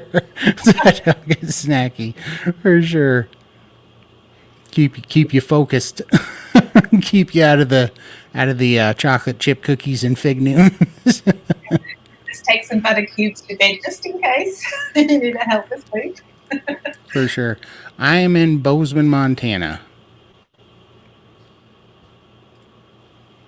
I am in North Carolina, and there are alligators, turtles, etc. I've never had those two. I've had ostrich, elk, and rabbit. Oh, I've had rabbit. I've had elk. Never had ostrich, but there is an ostrich farm here. you should have one ostrich egg. That would be like 36 chicken eggs, wouldn't it? They are, but those things are mean. I don't know how you get the egg from the mom. Holy cow, Oh, those well, the things. farmer will do that. You just go and buy it off the farmer. I want a video of that, watching the farmer chase the ostrich. For sure. I might do that. That would be funny to take down an ostrich eggs. Those things are monsters. Um, Looking forward to seeing both again further in your journey. I hope to have very, very positive, Yeah, inspiring reports. I'm looking forward to seeing us both in a year too. Yeah, for sure. Huntsman spider. Yeah, exactly. Yeah, don't like evil. That might be rough to put in the house, but I'm not against it. Okay, let's see. Here's one for you. Oh, I've got to run a full day tomorrow, and it's been a long day. I'm so glad that you're alive. It has been a wonderful experience. Oh, thanks, Scotty. He's probably in bed by now, but yeah, we'll Appreciate catch it, you tomorrow. Scott. We're almost to the end of the comments, so I'm getting there. Good night, Scott. Okay, that's Carnivore. I have to run. I always put Appreciate that it. on my channel. Oh, lovely. Yeah, Yeah. appreciate it, Scott. I should be doing a better job of reading these things, but I'm trying to go through fast. Thank you very much, Scott, and I will see you on one of your lives here soon. Okay. Bob and Brad on YouTube have a lot of videos. They're both physical therapists. I'll have to check them out. Haven't heard of them. How do your chuck roast more tender? I've cut mine up in smaller, but I don't know what else to do or how to cook. Man, I do mine in the slow cooker, and I have a problem getting them too tender. If you leave them in there too long, they will fall apart. Is that similar to brisket, chuck roast, Yep. or? Yeah. Yep. It's similar to brisket. It's a little bit different, but it's a tougher but very fatty meat. But man, when I do 8 pounds for 10 hours on low with beef broth, and I also sear each side for about 9 minutes on high, and get a nice crust, 9 to 11 minutes depending on the crust. But I get a good brown crust on all sides, even the edges, and then put it in there for 10 hours. And I mean, my mom doesn't have teeth, and she she eats that, and it's fall apart. So I guess you could put it on before bed, and then when you wake up in the morning, you've got it for the day. It'll be ready. I couldn't wait 10 hours to eat. Yeah, So that's what I do every time. My my crock pot has a timer on it, so I sear it and put it in the crock pot with the bone broth, and then I set the timer so that it'll start, and then I know it's going to be ready in the morning because you don't want to let it cook too long because it'll turn into mush. I found that out the hard way, but yeah, you just let it go. Start at like 8 hours and then go to I always go between 8 and 10 hours. Sometimes I get tired of it being so soft and I want a little bit of texture, and I want to be able to slice it. And so I do it for 8 hours and then I pull it out and I cut it real thin like roast beef. I really like that. And then other times I want it to be pull apart tender. And yeah, then I like the pull apart. I find it's better to eat. So I your mum definitely, would probably like that too. yeah, mom was the one that got mad at me because we had I don't know, 6 days of pull apart pot roast. And she's like, does it have to be so soft? I want some meat.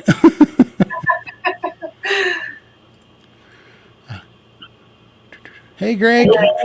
Greg, if you guys don't know Greg, go over to My Weight Loss Life, and he's got a inspiring story and a really great growing channel too. He's awesome.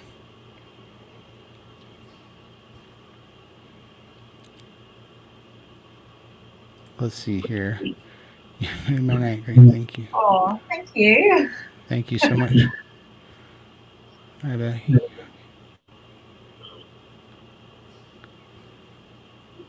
Okay, here we go. You are welcome. Well, you're not Yeah. going to believe it, but I think we caught up. Yay. Well, I want a picture of your tuck roast when it's ready. I Exactly. think you on my Instagram. I'll put me a picture on Instagram. Show us how it turned out. Yeah, that'd be awesome for sure. Yeah. Perfect. Well, this is funny because we figured we would probably go 3 hours, but we're going to play it by ear, and it is exactly 3 hours. So that's funny. So, well, man, I can't tell you guys how much I appreciate everybody showing up. This was just crazy. I wasn't sure what to expect, and you guys blew us away for sure. And man, can't thank you guys enough. Yeah, we look forward to seeing you next week. Probably same time or Yeah. Saturday. Your Saturday, my Sunday. We'll have to. Yeah, so Mountain Daylight Time, we started at 7 p.m. And we might start an hour earlier next time just so that we can catch some more people. Yeah, But we're kind of getting it worked out. But we'll definitely post the video ahead time this time, and we'll let it sit up there for a couple of days so everybody knows.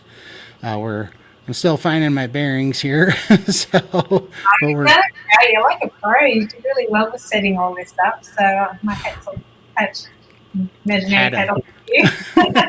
Adam helped me out. Yeah, I found most of it, but I definitely was not confident with him. I felt a lot better after talking to Adam. He's an old pro, so that's awesome. And I just want to tell everybody too, we are going to be doing this every week because this was kind of getting our bearings here, but we're going to start going through topics. And what we really want to go through too is kind of things that are unique in our space for the size we were and the struggles we were having and kind of what it meant to us. And that way we can try to reach some people and also answer all your questions too. And I think it's going to be great. And I look very much forward to it all. Definitely sounds good. Yeah. It's very exciting. And Lindy, it was a heck of a lot of fun, as usual, and I appreciate you being on here for this long. Oh, that was a lot of fun. Yeah, thank you everyone for joining in, and we'll catch you all next week, I guess. For sure. We'll see you next time, guys, and we'll have a few topics up for next week as well. Again, you guys have a blessed night, and we'll see you next time. All right, see ya.